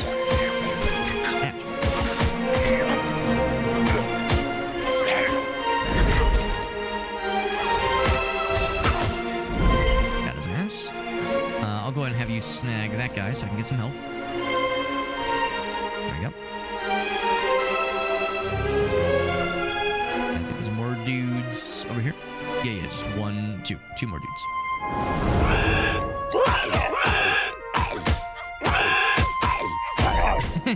I like how that guy never put up a fight. He was like, you know what, I'm okay with this. I accept my fate with dignity. Get him? He's still alive. Yeah. both. All right, that works too. I got my special move charged up, but didn't have anybody to use it on. This is the mine. The mines are very ancient places. Building materials for shrines and temples. That were Chrono Gear extracted. game jet, it But does the look rarest good. and most important material is in your hands. My hands? Your sword. The materials from which it is made can echo with the sap, just like my magic does. It's why you can eradicate the void. Yeah, I did peep it on Steam because I know you mentioned it the other day, and I took kind of a little bit of a gander, and I was pretty impressed. This is a kind of a cool little scene right here. I kind of like this. Oh, okay, the camera getting stuck on everything, but just on its own, it's a cool sight right here. Yeah, so clearly a grave of, presumably a grave of several warriors. Go down here. Actually, can you swim in the water in this game? You can't swim down. That's cool. And it looks like the game just kind of hand waves the need for an oxygen meter, which is, you know what, I respect that. Not needing an oxygen meter or like a meter for everything. It's kind of nice, honestly. Yeah, Chrono Gear does look good. I was impressed by what I saw. There's clearly something with these little platforms we don't yet have available to us, like some kind of ability we don't have unlocked just yet. Yeah, $20. Yeah, exactly. If it gets enhanced further, could be more. For sure. Yeah, for sure. Now, I thought about that a lot, the idea of, like, you know, how much is a game worth? Because, you know, even a less than great game... oh, that's where it came from. Even a less than great game, like a less than stellar game, you know, like a lot of people's labor, you know, went into making it. You know, their very finely tuned skill set. You know, I remember somebody once said, like some well-known game development person once said, any game coming out is a miracle. Like, games are very hard to make. Any game that reaches the finish line, or at least is in a playable state, is an affront to God. Like, it shouldn't happen. It's a goddamn miracle any game ever gets made.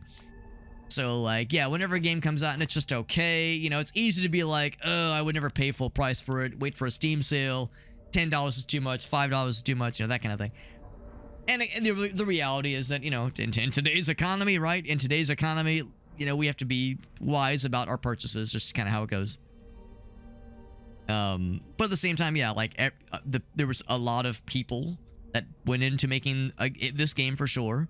Multiple disciplines, you know, untold numbers of hours, you know, and their labor and their time and their energy is worth something, obviously. So it always feels a little skeevy for a guy like me to come around and go, well, if you maybe not buy it full price, wait for a Steam sale. Like, I realize that, you know, kind of comes off a little shitty sometimes, right? It seems stuck. There must be a way to fix it. So, like many things, right? You gotta try to find the balance. Like, what's the right way to kind of look at it? Yeah, Chrono Gear did look good though, for sure. I kind of like that we don't even have to mess with the oxygen meter. Swimming in video games, especially like 3D platformers, can be exhausting. Partly because you're having to like juggle the realism of trying to breathe in the water. Think the wolf guy's a little sus? I'm fairly sure we can trust him. I'm fairly sure. Alright, so... Oh, I see what this is. I see. Yeah. So you can let go. I'll recall him. Yeah. So I'll mess with that one. Can I get him into this one? Oh, here we go. I'll wait for you here. That lowers that thing down. Right, I can put him there. I was hoping I could like have him slide through there, and I could pull it. There we go. You just gotta kind of hold it, and if I let go, yeah, it's one of those. Okay. So I'll place him there. Oh, it's because I haven't been here before. Okay, that's why. In my mind, I was like, what am I missing? Right, can I pull this underwater? I can pull it underwater. That's cool. Oh, and that one stays. Okay, well, that's a relief.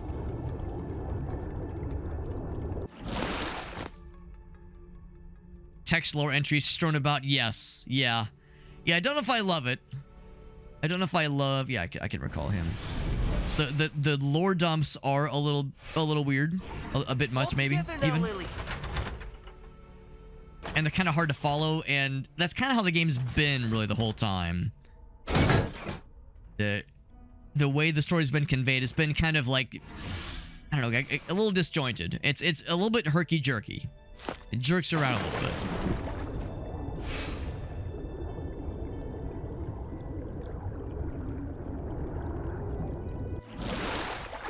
Is it like the character Shadow? Well, the little fella, you probably saw it just there. Something. Let's keep where exploring. I'm sure we'll find something else to help us with this engine further in. It's kind of our companion, and he can manifest in different ways. One of which is he has a human form that like you can direct in some instances.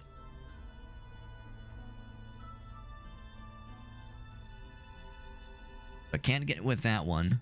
Can I send the dude up there? Not just yet.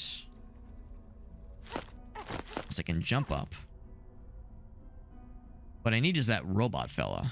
That's what I really need, because I think we need to like tickle those things as well. Get back this way, see if there's anything else in the other room.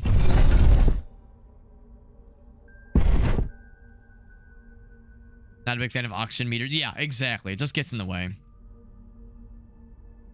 The game's looking pretty close to done. I mean, there's definitely some stuff that could, I think, be polished for sure. And that one's going. And I assume the devs are probably working on a couple of, you know, various patches or like bug fixes, because I've seen other people on Steam and other places kind of chime in that, yeah, they feel that there's things kind of getting in the way of like full enjoyment of this game.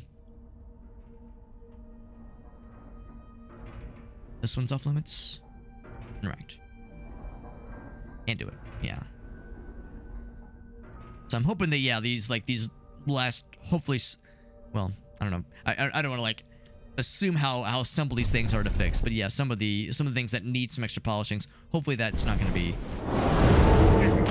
you know, hopefully that they have like the budget to do so. The cool little slow down animation. I like that one. Little slow motion times. If you grab one of those things for me. There we go. Can I break the barrels? I cannot break the barrels. What about Big Sword? Can Big Sword break the barrels? Nah. It's not really a gathering resources kind of game. Like, there are some secrets for sure. But not like a break open the barrel and find crafting materials kind of game, necessarily. Which is fine. It doesn't need that kind of material, that kind of functionality. Dungeon key. This a key for the dungeon, you look say? like the key to one of the engines. You're right. We can use it to open a door inside the mine.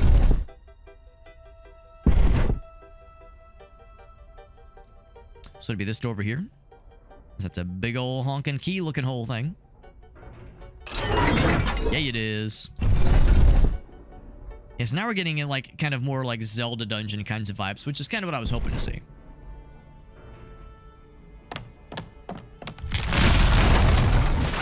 Lily! Low energy, low effort solution for the lore dump. Yeah, I mean, that's kind of how it feels, right? For me personally, like I can forgive some of the parts that maybe are a little bit rough around the edges, some parts that maybe need some polishing. Let's take a closer but that's the thing, yeah. For somebody, you know, presumably there's not a ton of people who would have necessarily requested a review key for this game. I would assume that most people that play this game probably bought it on Steam, and since it's fairly new, they would have got it probably fairly close to full price. That's where it can be a little bit tricky sometimes when making those kinds of recommendation calls. Like some games, you know, you play it. Oh, we got a ranged weapon. That's exciting. You play it and it's like, this is an obvious recommendation. We played Katanaut last week and I adored that game. Like that's like a, you know, if this game, and I think it's like 10, 20 bucks. Like I would pay 40 bucks for that game. That game is incredible. We just got a new weapon too. Oh, hello. I saw there's a health bar down there. I was like, what's going on there? Right, so equip. Yeah. Of course, I would much rather... Now all we need to do is find a way out of here. And then the music stops very abruptly. I'd much rather have mouse and keyboard for that. I'm kind of curious. Okay, that's for that one. I'm kind of curious. Yeah, like, would mouse and keyboard be legit? Alt. That's what Alt is. T. R. U. E. Tab. Control. Shift. Okay, let's look. I'm kind of curious what the keybinds would be. Settings.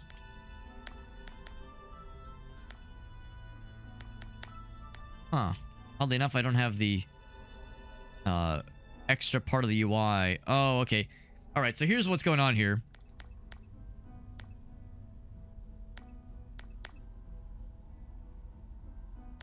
Yeah, it's like there's like settings, and then there's like sub setting, like a sub tabs kind of thing going on here.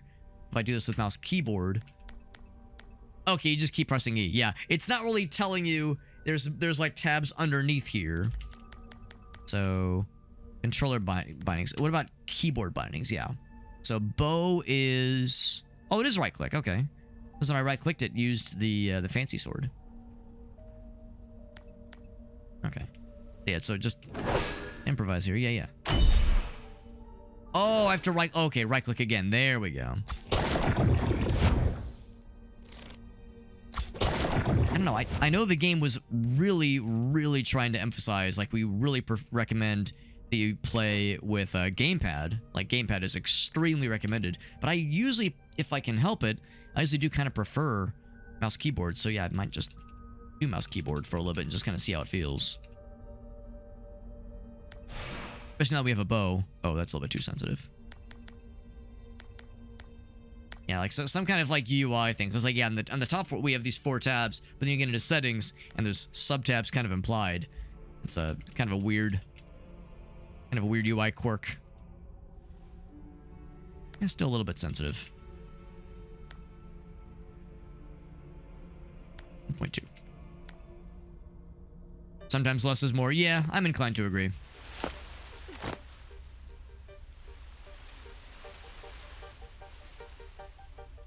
Yeah, a lot of the games don't like overdo it on the lower. Yeah. And maybe that's why the pacing feels just kind of a little bit strange, because yeah, with this game, it simultaneously feels like they're throwing kind of everything at you all at once, and also sometimes feels like not a lot of is being explained to you at a given time. Like it's weird, kind of have that combination of extremes where it's like I'm being jerked around, but I'm being jerked around and I don't know what's happening, and I'm also being over-explained to. Yeah, it's kind of an odd combination. Thanks. Huh? For what? For saving me? Oh, of course. I certainly couldn't let you fall. Would have been a terrible end to our journey. Trying to get the right sensitivity. Like right now, it's like, it feels like it's hardly moving at all. When I brought it up to like 1.5, it was too much. Yeah, like right now, it feels too sensitive, yeah. I'm trying to find that sweet spot.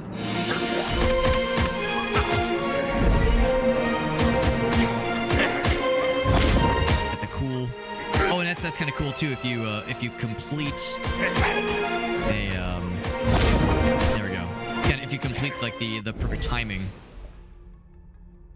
on that little cartwheel move and continue to press the melee button, then you'll get like a nice finishing, or not finishing, but like kind of a nice like kind of bonus attack. Yeah, it seems like, oh, I know what it is. So when you're inside a combat, oh, that's bizarre. So when you're inside a combat, the mouse sensitivity changes. So when you're in like sword mode, it's real touchy. And then when you wait a bit, she puts the sword back in the scabbard. There we go. And then you're in outside of combat mode, and then the camera's like, well, actually it's better now. I don't know. It's like oh, okay, now it's gone into the sluggish mode. Yeah. All right, so I probably will just do gamepad then, because at least it's fairly consistent on gamepad. But yeah, there's like a weird There's like some weird like sensibility. There's like there's like sensibility modes or like. Actually, it makes me wonder. Was there a second thing I was supposed to mess with? Yeah, camera, mouse, and camera controller. Yeah, that should be it. Yeah, so I don't know. That's just weird. Again, weird little quirks of, and hopefully these are things that could be addressed with like a future patch, you know, with future refining of things. We have to be faster than that. Gotta be faster. Gotcha. I'll have him do the thing. Oh, there we go. Yeah, I'll have you do the thing if you would be so kind.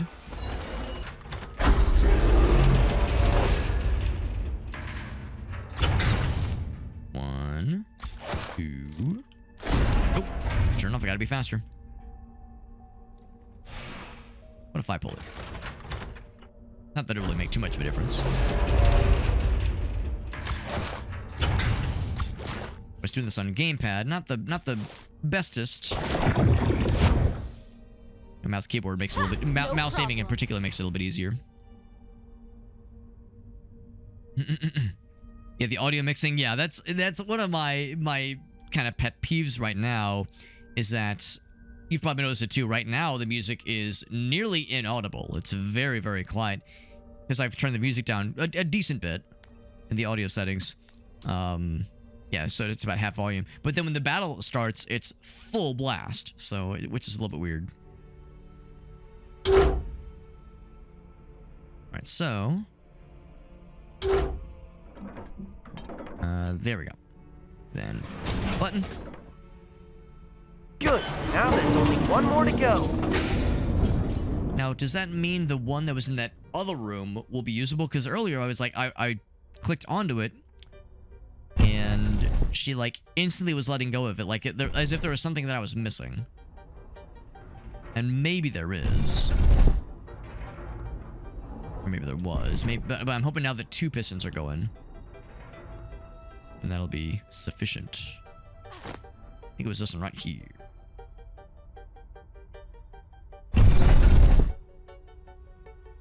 Now we can start the engine. Yeah, it's like I go to press it. She just immediately kind of lets go of it.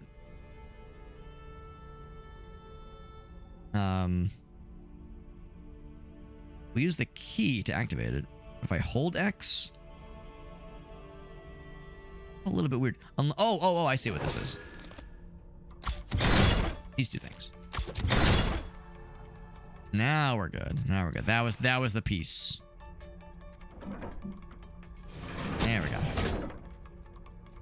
Sadi, please tell me that was the last one. It looks like it Jackie. was. Now we can go back to the blacksmith. Good.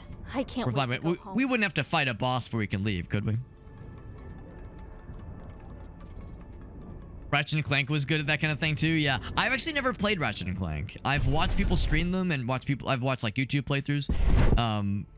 They look like games I would absolutely have loved, or even would still love. Honestly, they look like they'd be my cup of tea for sure.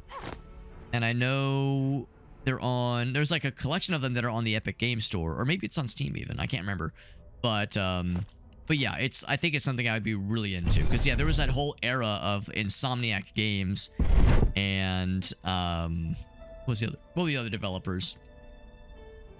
Insomniac and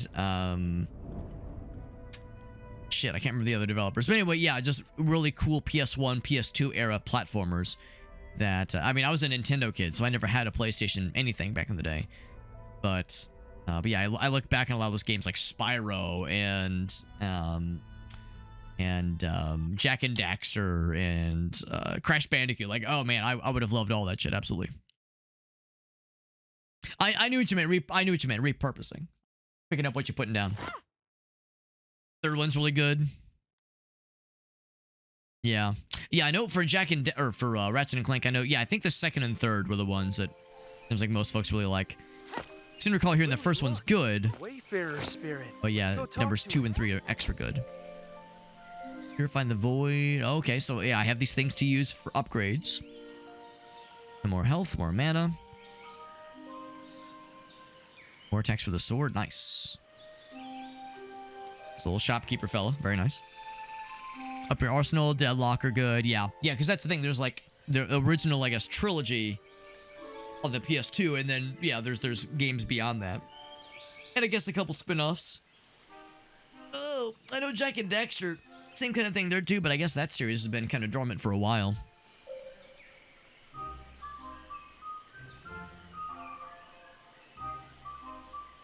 Yeah, no, I think all those games are all those series of things I would really enjoy for sure.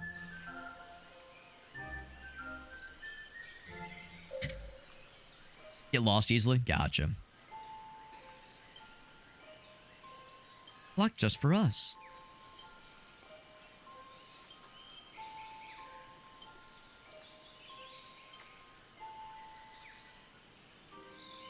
Altars of Travel.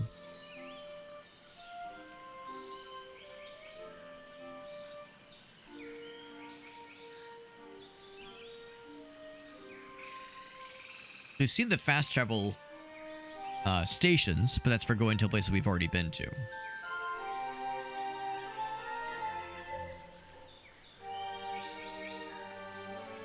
Personal reasons. He's making a necklace. A necklace of lost souls. Souls of the damned. Kind of linear. Right, which means you're less likely to get lost, which is fair. Probably less backtracking, too. Buttery smooth. Ooh, that's impressive.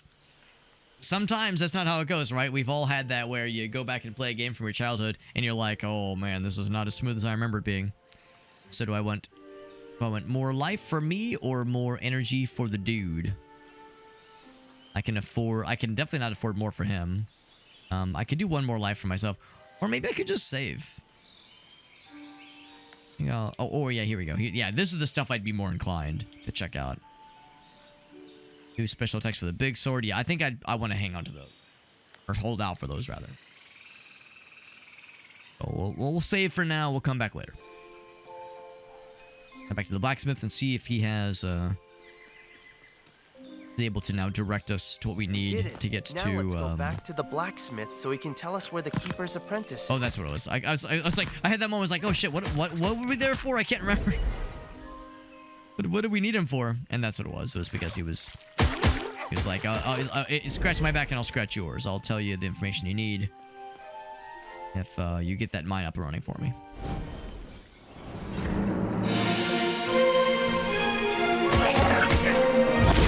Yeah. Oh, except... Oh, that's bullshit. I did the perfect dodge and everything, but I still got got.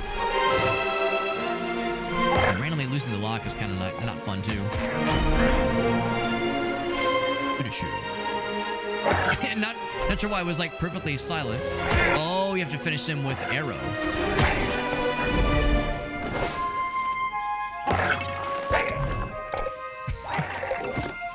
And it just falls over. I don't know if I love that. Do you have to like... You have to kill him with an arrow shot? Unless there's a way to lock on with an arrow. I should try that next time. Is like see if there's a way to lock on with the bow and arrow. Get him, buddy. No. And with that, did that give me another thing? It gave me 2 more. That's enough to afford a new attack. People wanted an open world game? Oh, man. Well, there was that, like, moment in time where everybody was making open world games because of Grand Theft Auto, right? I know a lot of us remember those days. Everybody was getting at, like, oh, let's make a sandbox game. Let's make an open world game. And everybody wanted that GTA 3, GTA Vice City money. So, yeah, like, every other series was like, let's make a sandbox game. And sometimes it worked. Other times it did not. And that was how it went in those days. I remember those days all too well. Do I want new special attack or new special attack? Do I want that thingy or that thingy? Oh, this one looks cool. I'm sure they're both good. Did I get it? Unlock a new... Oh, well, I guess I get it because it spent my money.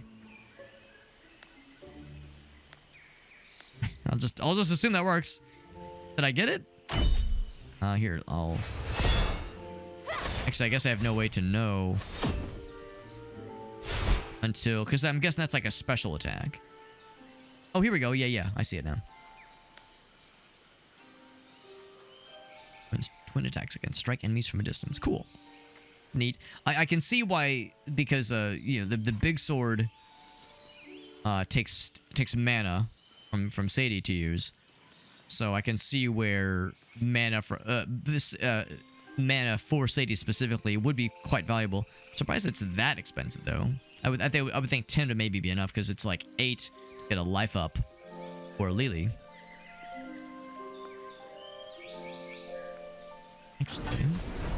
Well, we have the ability to shoot the range fellers. Should do me something, right? Airlock could be easier, yeah, especially like in that kind of situation where you're kind of up close and personal with very much melee guys.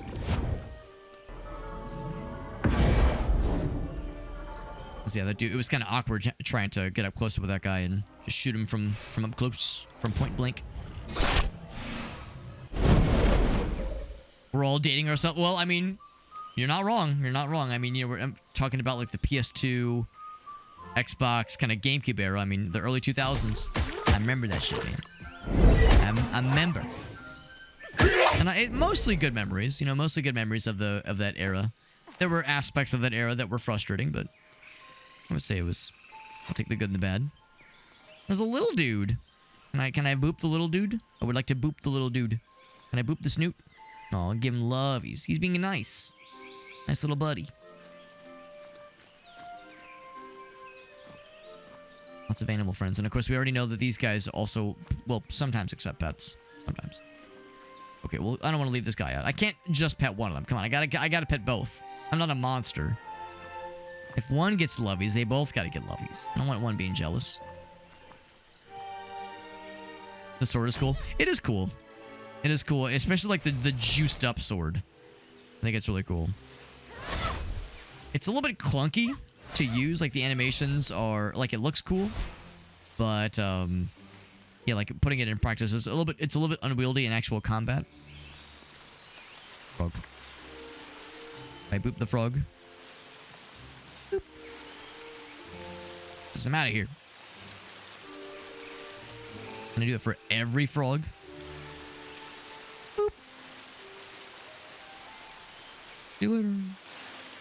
Not literally everyone, though.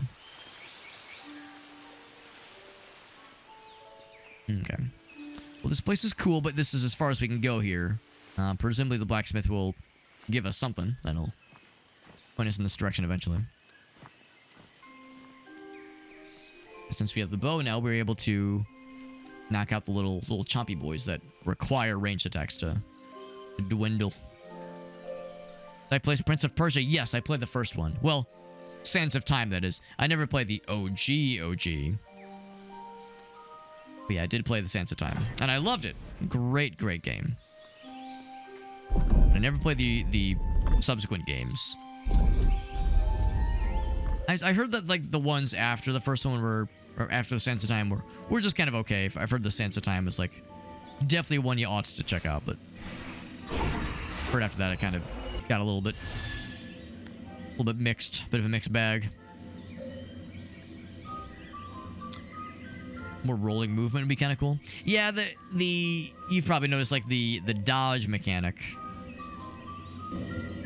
The dodge mechanic is fine, and there's like a perfect dodge timing thing you can do, which is also just kind of okay. It never feels great, but it doesn't feel terrible. So, yeah, you know, I would say I've felt worse in a game like this, in an action RPG kind of like this. Got the mine up and running. That's right. Sands of Time, yeah, Sands of Time is good. I would love to replay that at some point. Because I haven't played it since it first came out, which means it's been a hot minute. Because I guess that game probably came out about 20 years ago. Probably around 2005. I think it's on Good Old Games, maybe even Steam. I'm sure there's a PC port that is all, you know, very much like relatively easy to play, like, you know, compatible with modern operating systems, hopefully.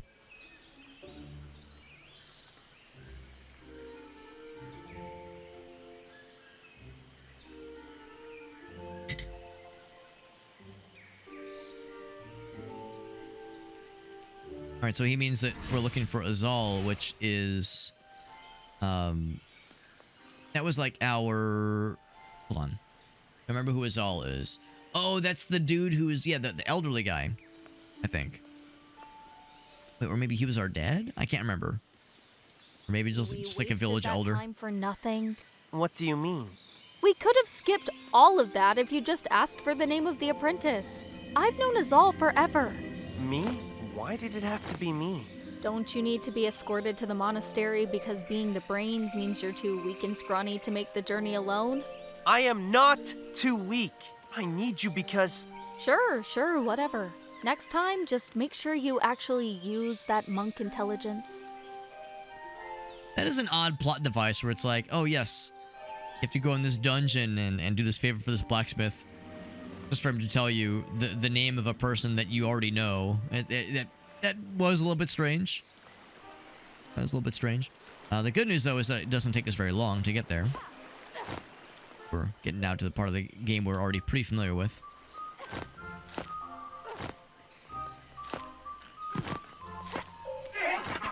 Never played Sands of Time back in the day? Yeah. It's a stressful game. It's a very, very good game. I remember some of the sequences do get pretty tough. Oh, it looks like I went the wrong way. Okay. I was so confident in knowing the right direction to go, and here I am, just going the wrong way. I thought it was back in the base. Or back like kind of near our house. It's over this way. Now, especially some of the later parts of the game. That game does get a little bit tricky. Like, some of the combat sequences were really well done and really fun. Like, very engaging. But yeah, it did kind of ask a lot of the player after a certain point.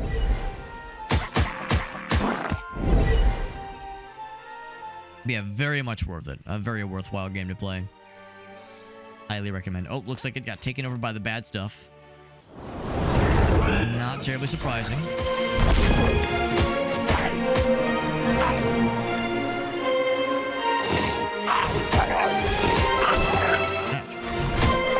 I'm getting fucked up. Not the good kind. Now, I want to take care of these guys first.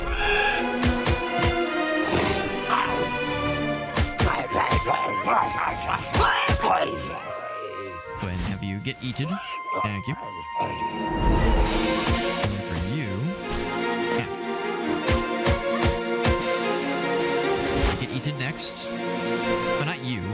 Oh, I'm the wrong guy targeted.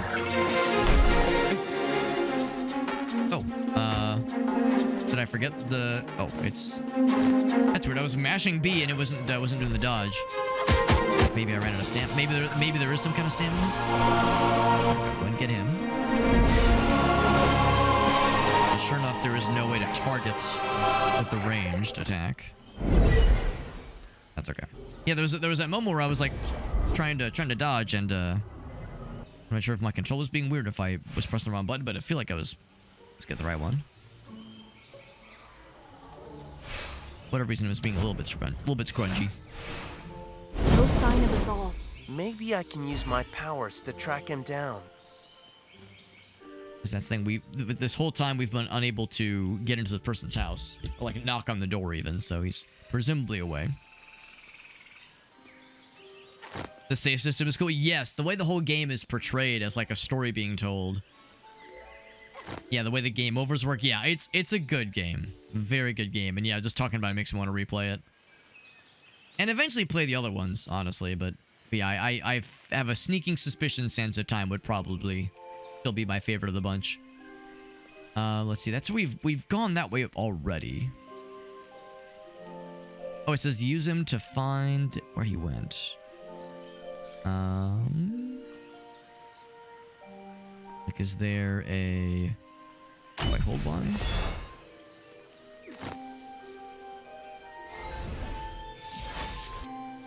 That's cool, but not quite what I was hoping for. Use his abilities to help track him down.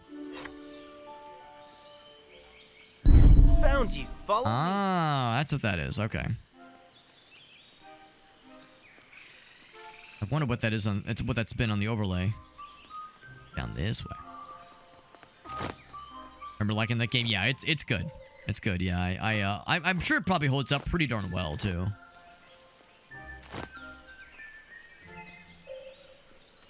I always remember the lady that you kind of meet, the kind of presumed love interest that you end up working with, and how she has the bow and arrow, and it's fun how, like, whenever you're in a combat situation, she'll help you out by shooting at the bad guys, but inevitably there'll be moments where you're fighting a bad guy all up in their grill with melee attacks, and suddenly an arrow shoots you in the back, and you hear, oh shit, sorry. Just those kinds of moments are fun. Kind of annoying, obviously, but at the same time, it's charming. It's the Brits that brought us here in the first place. Was... Oh, you hold it. On the right way. Right general direction. That's a good game. It's very well made. Yeah, good like art direction. Yeah, good. I've seen recall like the voice acting was good. Good animation. I always like how the melee attacks, like the melee combat, like flowed very well. I always thought like it flowed very well and just looked really, really cool. How it's like very, very large on the UI. Back at our house, is that the idea? Our house in the middle of our street? I think it's behind the house. I guess you can kind of see on the map there.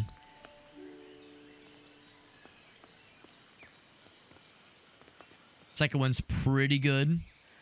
That's good, yeah. I don't know, I can't recall the details. All I know is that I heard through the grapevine that after some point the subsequent games get less consistently good. I go down. Well, I can't go down that way. There's probably some other path. I mean, there is the little indicator on the map, but that's for the guy's house, which we've already seen. Yeah, first one. Yeah, first one's a banger. Yeah. I know, like, beyond a certain point, they started making the games a lot more mature. Started making the games a little bit more edgy, kind of more kind of gunning for an older audience, which is not a bad thing necessarily. But I also wonder maybe if that's maybe why, for some folks, it kind of left a less than ideal impression on them compared to the first one. The slow motion, yeah, the slow motion mechanics were fantastic. They really, really were. Wonder. I have him do this thing. I guess I can move this one. Actually, no, I can't even move it at all. I'm wondering because yeah, we originally moved these things to be because they were sideways. I wonder if I could use that to jump on that guy, but these levers are not interactable.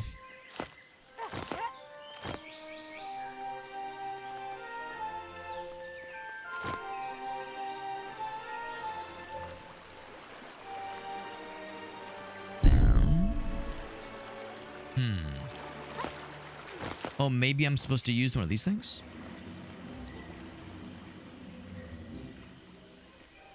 Let's see. I figure like, oh, here we go. This looks encouraging.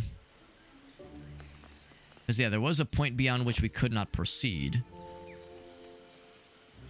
Now, let's go this way. Yeah, this is encouraging. Something that kind of leads behind where we came from. Where we started, rather.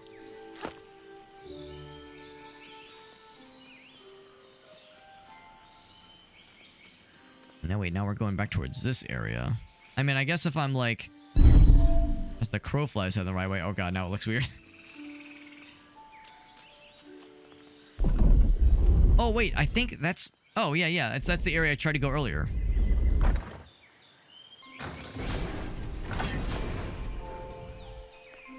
Interesting to have us kind of go through this whole sequence only to kind of double back this way. Although I guess we weren't, you know, necessarily implored to check out this area, but I wanted to on my own accord.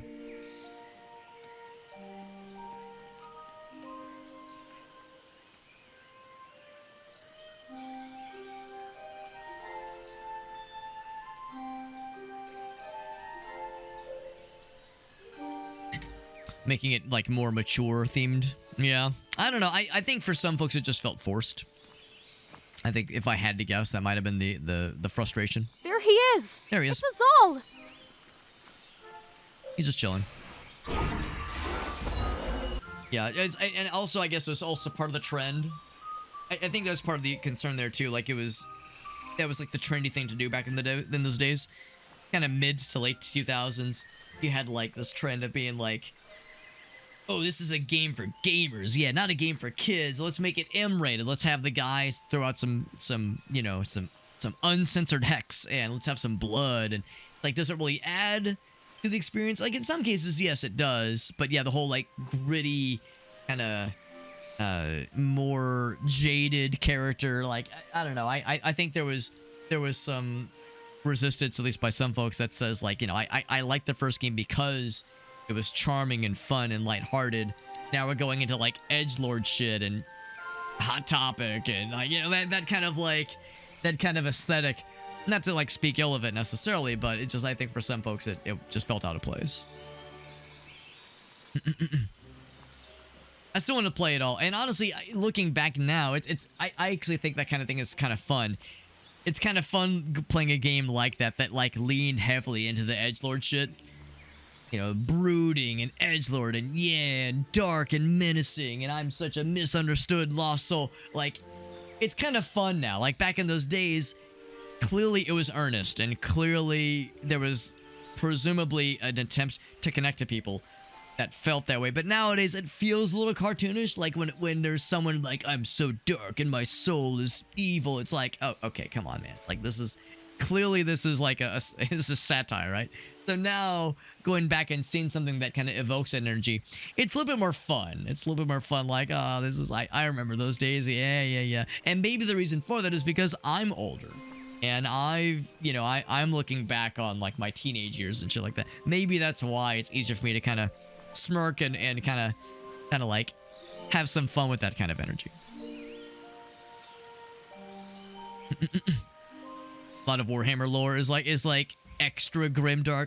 Well, the great thing about Warhammer lore is there's also like just everyone's terrible. It's not so much everyone's like, oh, I'm a broody brood. It's like, no, everyone's legitimately like committing war crimes. So there's that, I guess. That's the thing, yeah. Like the sort of like pseudo Hot Topic, like, oh, broody brood and dark and evil is like, okay, that's one thing. But then you have Warhammer over here, where it's it's like actual war crimes, actual like awful atrocities being committed across the board. It's like, oh no, these people really mean it. These guys over here, they just like the vibe. These guys over here, they mean that shit. That's fucked up. That shit is fucked. At first, the apprentices. Trying to reach the shrine, and I think we know where the shrine is. It just has the stuff in front of it.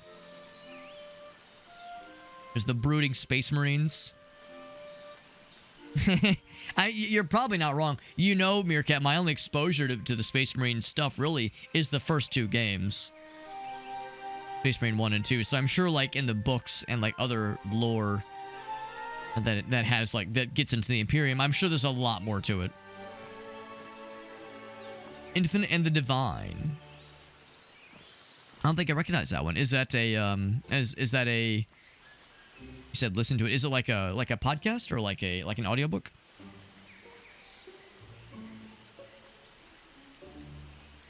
Dyed black hair, bangs. That is actually kind of fun. And we're not talking Chaos Marines.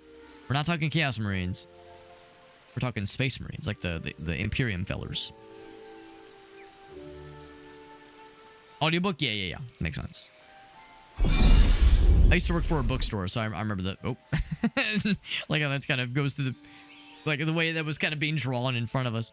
I used to work for a bookstore, so I remember getting to peruse their audiobook selections. I haven't listened to an audiobook in a long time. Is this the place? Oh, the little dudes.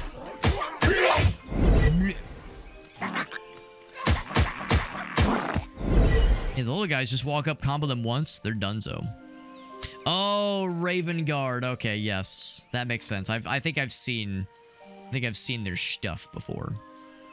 Like they're like how they look visually. That does ring a bell. Little fellas, just chilling.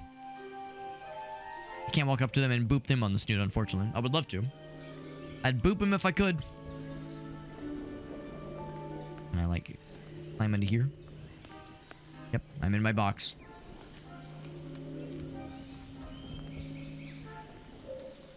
Is this... I'm guessing this is not the temple. This will lead us to the temple. It says free the altar.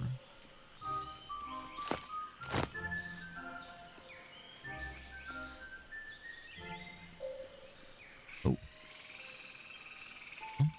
Find a switch so I can shoot that thing. Was it a management job? Oh, it was retail. Nah, it was retail. I was for those in North America, it was Borders. Back before Borders went the way of the dodo. The whole company went kaput in like 2011. Blocking the road to the altar. Let's explore the altar. I'm sure we'll be able to find a way in somehow. No, I was a retail. I was a retail guy, bookseller, cashier. Also worked at the cafe, so sort of a barista. But yeah, worked there for all 4 years of college. Oh, one. That was 1 out of 3. Ah, there's more. Where that came from.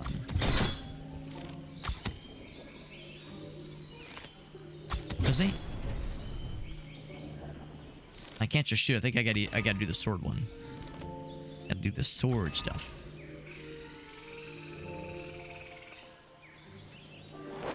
What if I just jump? If I just make a break for it. Oh! Yes. Wait! Now there's one more to go. Not too bad. Was it a good job? It was alright. I mean, it was retail. You know, no matter how you slice it, retail is sometimes not very glamorous. It was, as far as college jobs go, it was I could have done a lot worse. Before that, I worked food service. So yeah, my pipeline for part-time jobs throughout high school and college was McDonald's for 2 years, and then my last 2 years of high school, and then Borders, the bookstore chain, for all 4 years of college.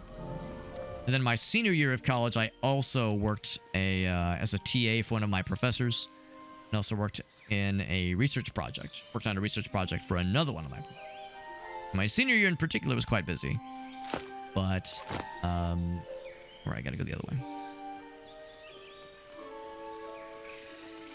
But yeah, I would say, yeah, retail. You know, it's anything that is service industry oriented is, you know, potentially gonna have its moments, right? And Lord knows working at Borders had its moments.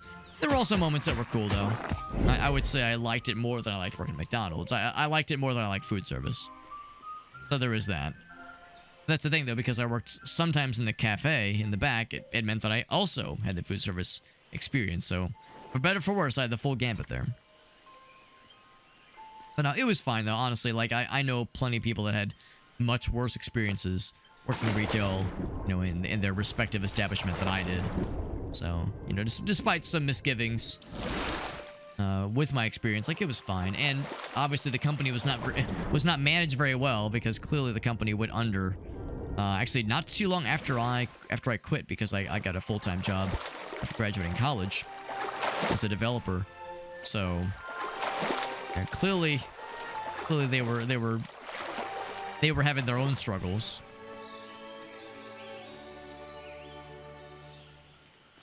And pull that. Let's go this way first. I have a good feeling about this.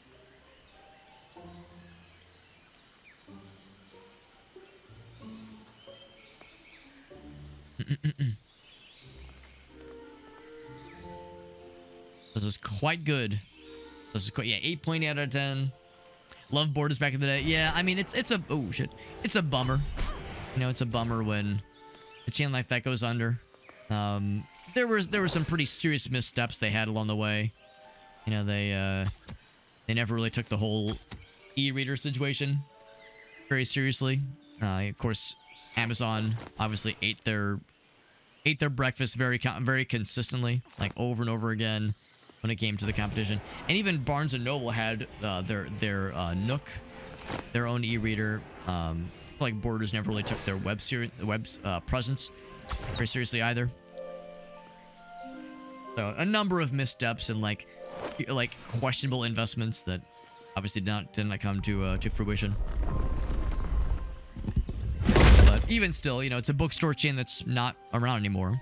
The nice thing is that a bunch of those locations did get bought up by Barnes & Noble or Books A Million or Half Price Books. Some of the other kind of smaller chains, well, Barnes & Noble's not small, but some of the other bookstore chains that were their competition. But yeah, still, it's, you know, it's fewer bookstores, which is a bummer. Plop him on that guy. Oh, and I pull this. Can I pull it? Am I not allowed? Is that against the rules? Oh, I step on this one, though.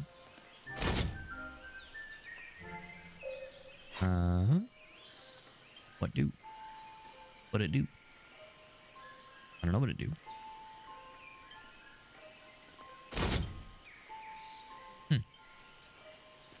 Call him back. I can... Come on, that one. Oh, I see.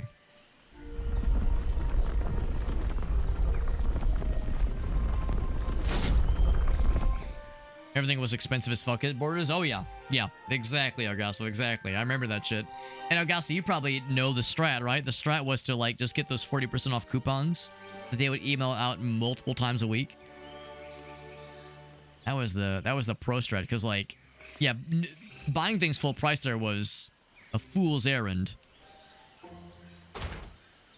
Yeah, what you did is you wouldn't get it full price, so you just wait, go for them coupons, sign up for them Borders Rewards emails.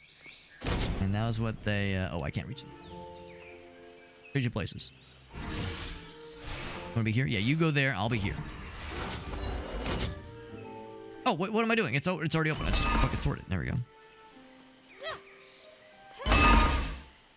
Big sword?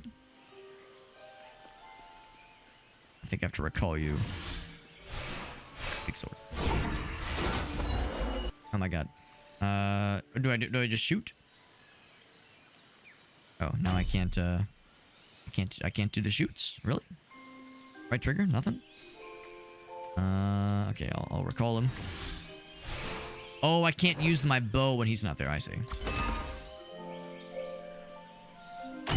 There we go, I want the big sword, yeah. Now the path should be cleared. There we go. Now we got it. The Black Friday stuff, yeah, any sort of discount, basically.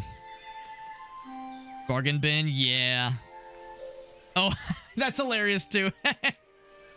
I do remember their bargain section was full of bangers. Their bargain section would frequently have some pretty impressive stuff. And it was kind of cool. Like, I think that was like a big moneymaker for them, because like they were able to buy the books they were selling at bargain. They were able to buy them in bulk from like various distributors and sell them for, you know, like $5, obviously, which is, you know, a steal for some of them. But like in some of those cases, they were buying them wholesale. So that was kind of one of their nicer financial arrangements that I think worked well in their favor. You know, it wasn't all missteps from them, which was good. I can appreciate Ogasso's strat, though. I never had the wherewithal to attempt such a feat. We've done both the things. Does that mean up here is open? Ought to be. Done on my end. Your turn. Boop. Get him, boy. We got the 2 of the thingies. I'm up to 6 of them right now, which is pretty good. Quite good, quite good. Boss battle, maybe? Free the altar. Free them. Free them from their prison. Home is still taken by the corruption. Let's keep moving. There might be something there. Follow the void. Evil Wispies. We're either gonna have to fight statue or something, some spirit embodied that the statue's embodying, maybe.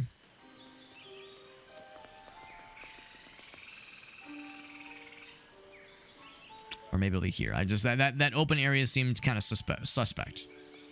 Kind of sus. Just as I thought.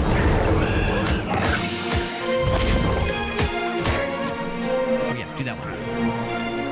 Like when you do that finishing move, it hits everybody in the range.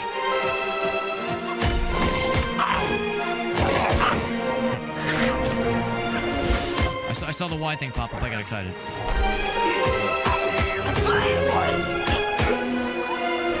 Swing. Woo.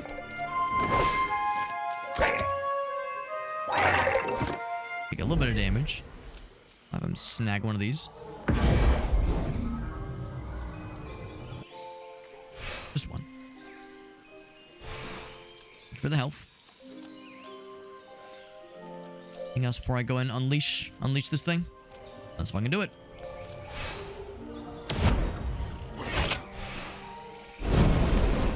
Alright. And then I got the void cores, very good. But I thought I saw an interact thing. Yeah. Oh, with these things.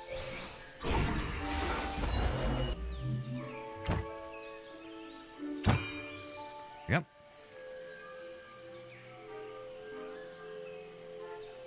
So the idea is... Gotta catch it, I say. Okay.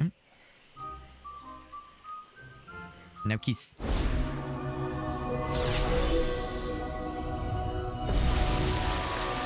Oh, altar has been cleansed.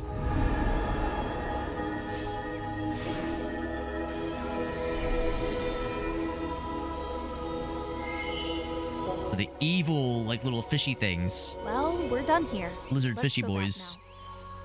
And we've been taking care of business with those guys, but then we got the good little fishy boys. Got the nice waters. Very cool. The waterfalls. Very, very cozy. Cozy faux showy.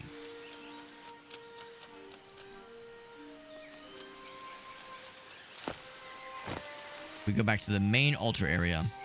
And if there's a boss battle incoming, I'll be right there. 120. We'll wrap up in a little bit here. At least want to see what this little area is going to be right here. Because, yeah, this seems like there's going to be some stuff.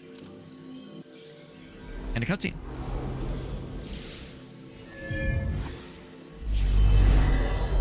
Big. Big warthog man. Can I boop him on the snoot? Can I pet that dog? I couldn't pet that dog. The light is coming back. The light, twin of the Enuma, brings life and energy to the world. That's why we have to free the altars. That's what the thing I received was. I guess that's kind of indicative of what I was saying earlier, where it's like it's just kind of herky jerky, right? It's just a thing will happen in a cutscene, and yeah, it's a weird combination of I'm being over-explained, but also I have no idea what's happening. So it's like I feel like things are long in the tooth at times, but in the same breath I will say it's like there's still like a lack of clarity sometimes. Thank goodness for the mini-map. I would really struggle We without have to that reach thing. the first shrine. There's a dock from which we have to sail. Kimio is probably already waiting for us. Let's hurry then. I need to get this over with as soon as possible. Let's see. We trying to remember. Oh, that leads us back to the first area. Okay. I remember the significance of that little area. How far away are we talking? I might just do the fast travel. You're being dragged. That is a very good way to describe it, Meerkat. It's like we're being, kind of dragged through a story versus being encouraged to explore. The game is quite linear. I mean, there's like the overworld or the area, like appears open.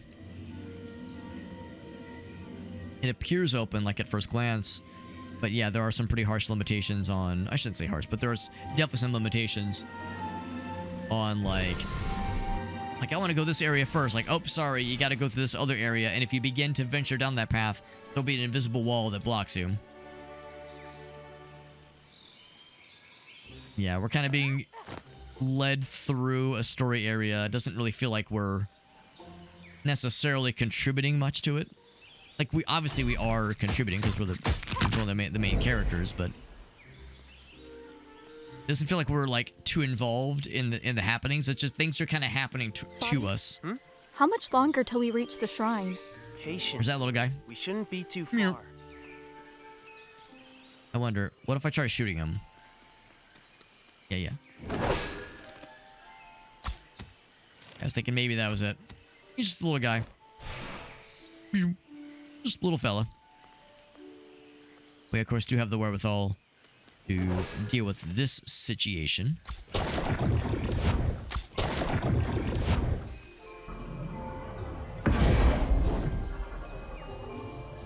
If little dude, eat him up. Yum, yum, eat him up. Chomp.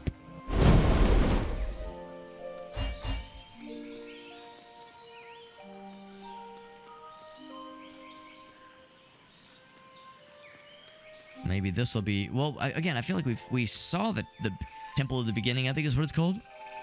We saw it, and it was like we couldn't get close to it because of the corruption. Whoa! My goodness, what an enormous performance drop. Holy cannoli. Oh, buddy. Out of nowhere. This game has been, I think, performing relatively well. But, oh man, something just shit the bed real bad. Wow, wow, wee wow. Do not adjust your television sets. This is absolutely what I'm seeing right now. Oh. Oh man, this is painful. I hope there wasn't like a memory leak that just shat the bed or something like that. Oh, it's just a real big area. It's just a real big area. All right, well, I need to like, oh boy. Oh, buddy. All right, well, we need to go this way. Struggling. Oh, we're struggling. Oh my god. This is painful. I mean, it's a shame because, you know, there was some shenanigans for sure. Like we were seeing the thing where when you use the special attack, there was like a 1 in 3 chance that the special attack would go off without any sort of lag. So yeah, we definitely saw some goofs with not the bestest of performance, but this is... Ooh, I'm not gonna miss words. This is awful. This is awful, and I hate to say it, but it's also almost unplayable. All right, what's going on here? What can I do about this?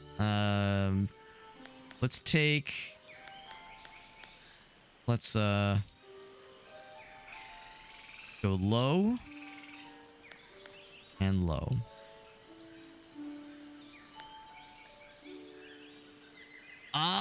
Not much better. Okay, it's not that. Not much better. Let's go down.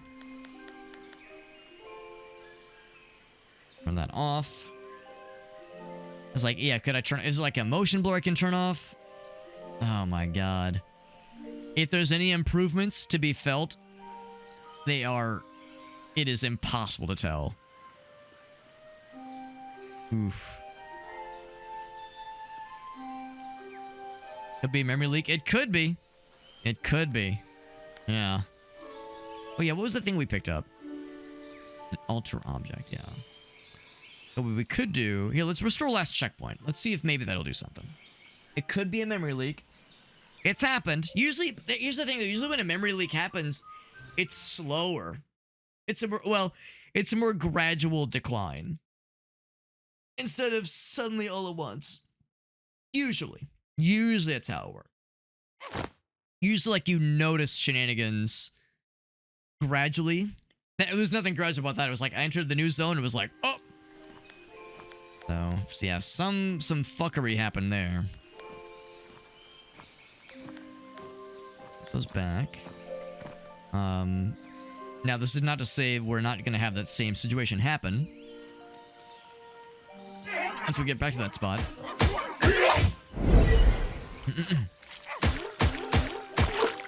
The best I can figure is that it's a very real possibility that this is a thing with my graphics card. Or my type of graphics card. Because I have an AMD graphics card. I have an AMD what do I have? 6800 XT. AMD 6800 XT, so a pretty a good graphics card, but like Nvidia is still kind of the industry standard, and sometimes with indie games in particular, there will be like cool things they do that work great for Nvidia cards, but shit the bed horribly sometimes, like performance-wise with AMD. Usually it's not so much performance. Usually it just doesn't look as good, or it looks a little different, or looks a little bit kind of looks a little like crusty, a little scrungy. So we'll see. Oh, I'm going the wrong way.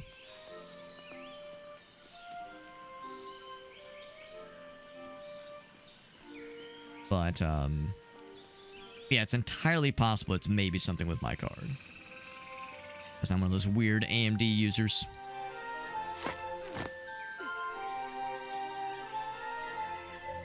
Go down to 720p mode. Oh, I see what you mean, like lower the resolution. You know, that's a good point. I did not think to lower the resolution. I did not think to lower. That was the one thing I didn't try. I'll try that next. If we get that same spot and it eats butt. Not the good kind. Not the good kind of butt eating.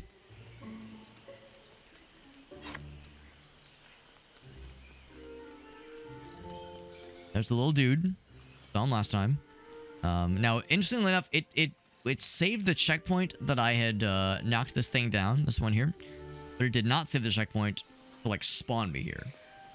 But here... Well, let's see. Yeah, when did it shit the bed? It was, like, somewhere around here. And it's behaving itself. I almost don't want to say that out loud, but yeah. Oh, no! I hacked it. Because I saw this red glowy thing and I got excited. Alright. Streamer fix. Uh-oh. Oh, shit. Hold on. No, I want to lower. Oh, shit. Oh, no. Not Italian. Shit. I'm struggling. Every day I'm struggling. Here we go.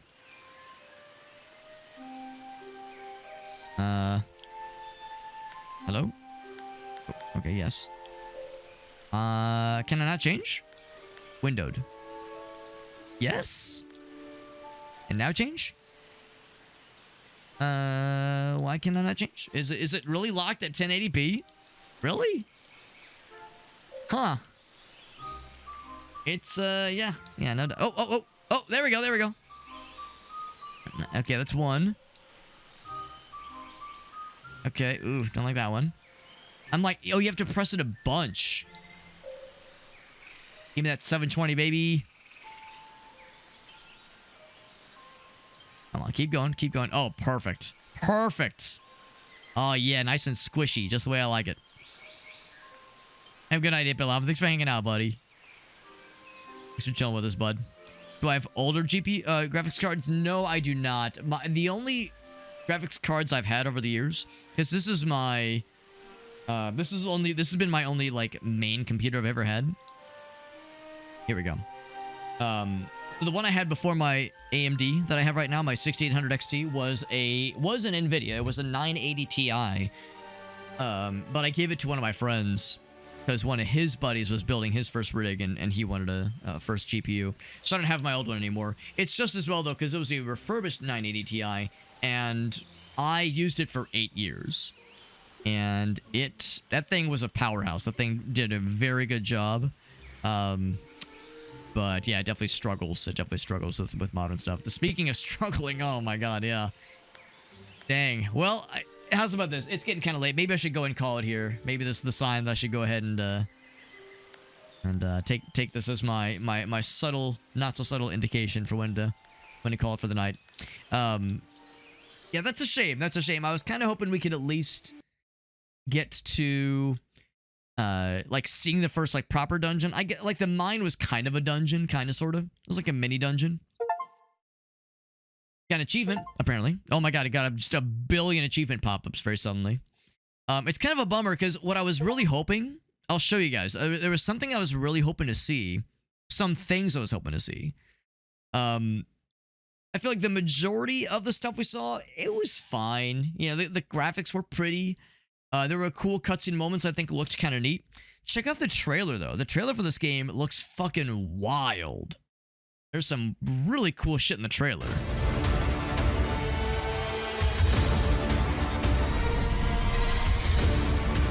Like, we did see that moment, but like... You will never pass the trials. Like, the thing with, like, the subway cars, I'm like, what the hell is that? Like, that's so weird. Like, I was hoping to see... Yeah, like, whatever this is. Like, what the fuck? Like, modern times in the subway? What the hell? I don't know. Like, I was hoping to get, like, see some of that kind of, like, stuff. Some of the... I'm clicking around here. Some of the more, maybe surreal things, maybe. So, apparently there's, like, some really interesting stuff that happens in this game. Maybe even some open worldy things. I don't know. So I'm sure it gets better, basically, is what I'm kind of getting at. I'm sure the game gets better.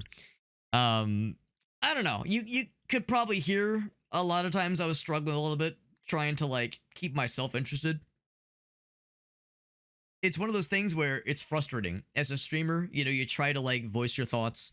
You try to describe how you're feeling about the game you're playing and why you're feeling it a certain way. And sometimes it's hard to, like, find the words for it. Sometimes it's hard to put words to, like, how you're feeling about the game you're playing. And then somebody like Meerkat wanders in and says, oh, it feels like we're being dragged through the story rather than exploring it, discovering it, and, like, feeling like you're part of it. And I'm like, well, damn, that pretty much nailed it. That pretty much nailed how I felt about it.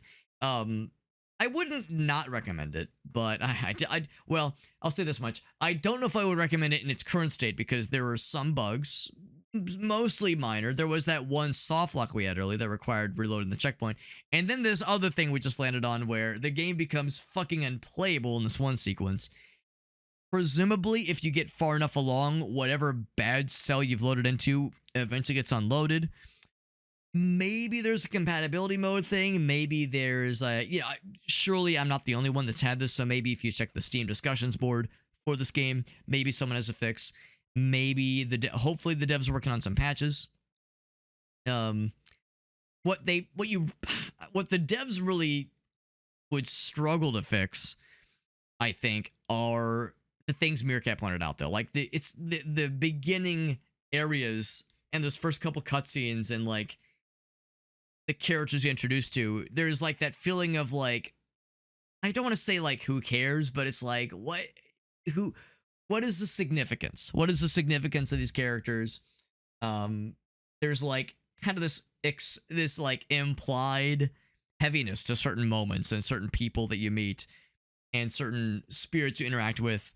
I don't know. It's like I'm being told to care about them versus being like guided into caring about them, right? It's like I'm being told this is important versus something happening and being kind of left to feel it's important on my own, like having it be a guided thing.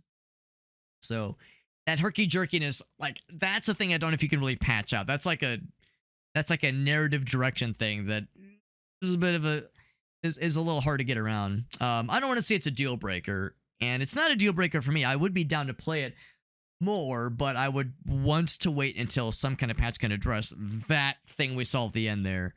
So I don't know. Of course, it's a dare drop game. You know, there's more dares to strive towards potentially. The problem is the dare drop campaign only goes for another couple. I want to say like for one more week, maybe a little less.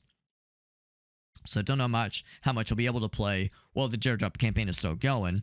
I might mess around with it a little bit off stream. I might see if there's any mentions of this in the discussion board for this game. Again, usually when a thing like this happens, usually you're not the first person to have it happen too. So I might poke around a little bit and see if there's anything that jumps out at me as far as like other people having something similar in like the community hub. I'm hesitant to say it sucks. That's the thing though. I've played crappy games. This game isn't crappy. It's almost a worse thing to say though that it's kind of mediocre. You know?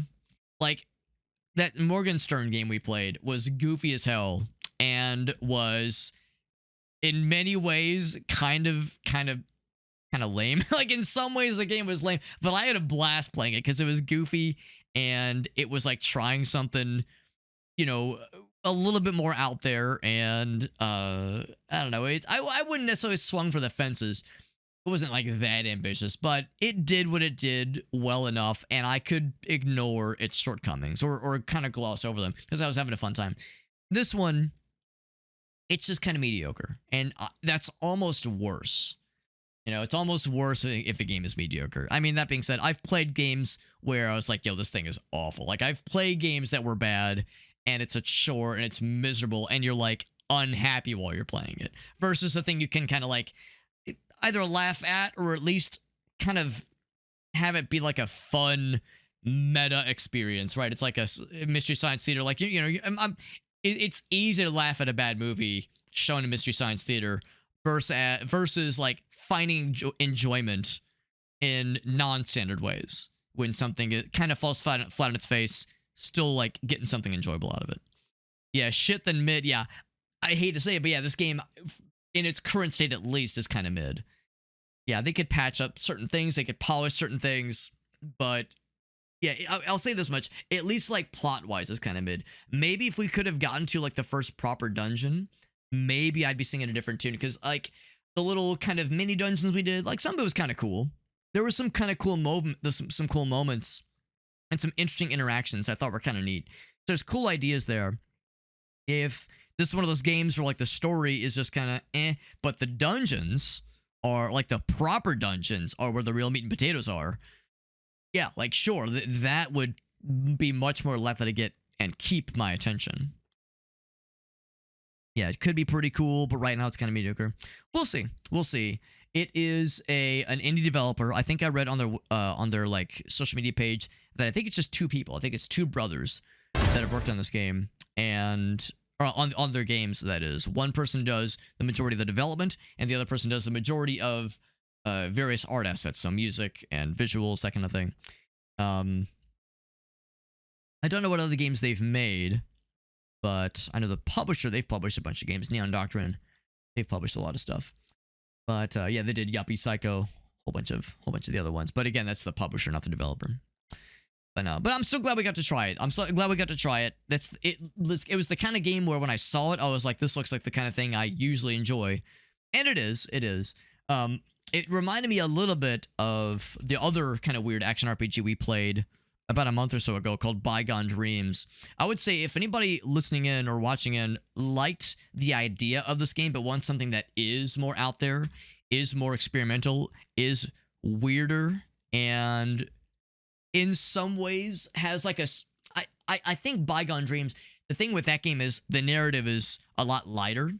This game was a lot more narrative heavy, a lot more story heavy. Bygone Dreams was a little bit lighter on the story, so the story a little bit disjointed, but it's not as big of a focus. The focus is on exploring and leveling up your gear and like and exploring the like all the different worlds, which are wildly different from each other. So if you like the idea of something kind of like what this game is going for, but something way more out there, Bygone Dreams is what I'd recommend. I got the link right there. So yeah, the boss battle. Yeah, exactly. There's probably some boss battles. Like, that'd be kind of cool. That'd be kind of cool. How do you contact the devs? That's a good question. I do know that they do have social media. I don't know if they have one they prefer. As I think they're on Instagram, they're on Twitter, and they're on Blue Sky. The devs' names are here. I'll link the name or their what's it called? I'll link their Twitter page, if nothing else. But the name of the developer is Marslit. Marslit Games. As in, like, yo, we're on Mars and it's lit, baby. We're getting litty up here. So here's their Twitter page. And yeah, it doesn't say there. Yeah, I don't know where I read that. I read that somewhere that it's like a pretty small development team. And again, usually in cases like that, usually it's not just truly 2 people. Usually, you know, they like will maybe bring on someone else on a consultation basis or a contractor or something like that to help with this one programming aspect or this one part of the music or this one art thing. I don't know. Maybe I'm wrong. Maybe it's entirely all done in house. But no, it's fine. No, it's good. I mean, that's the thing too. Considering that it's a small development project, you know, any biting criticism I might have, it is maybe like the bite is a little bit dulled when considered that it's a small developer, and I know they've made other games. I think this is their first Steam release. But anyway, yeah. Oh, you had ads, Ren? Oh, that's a shame. Sorry, it was throwing ads at you.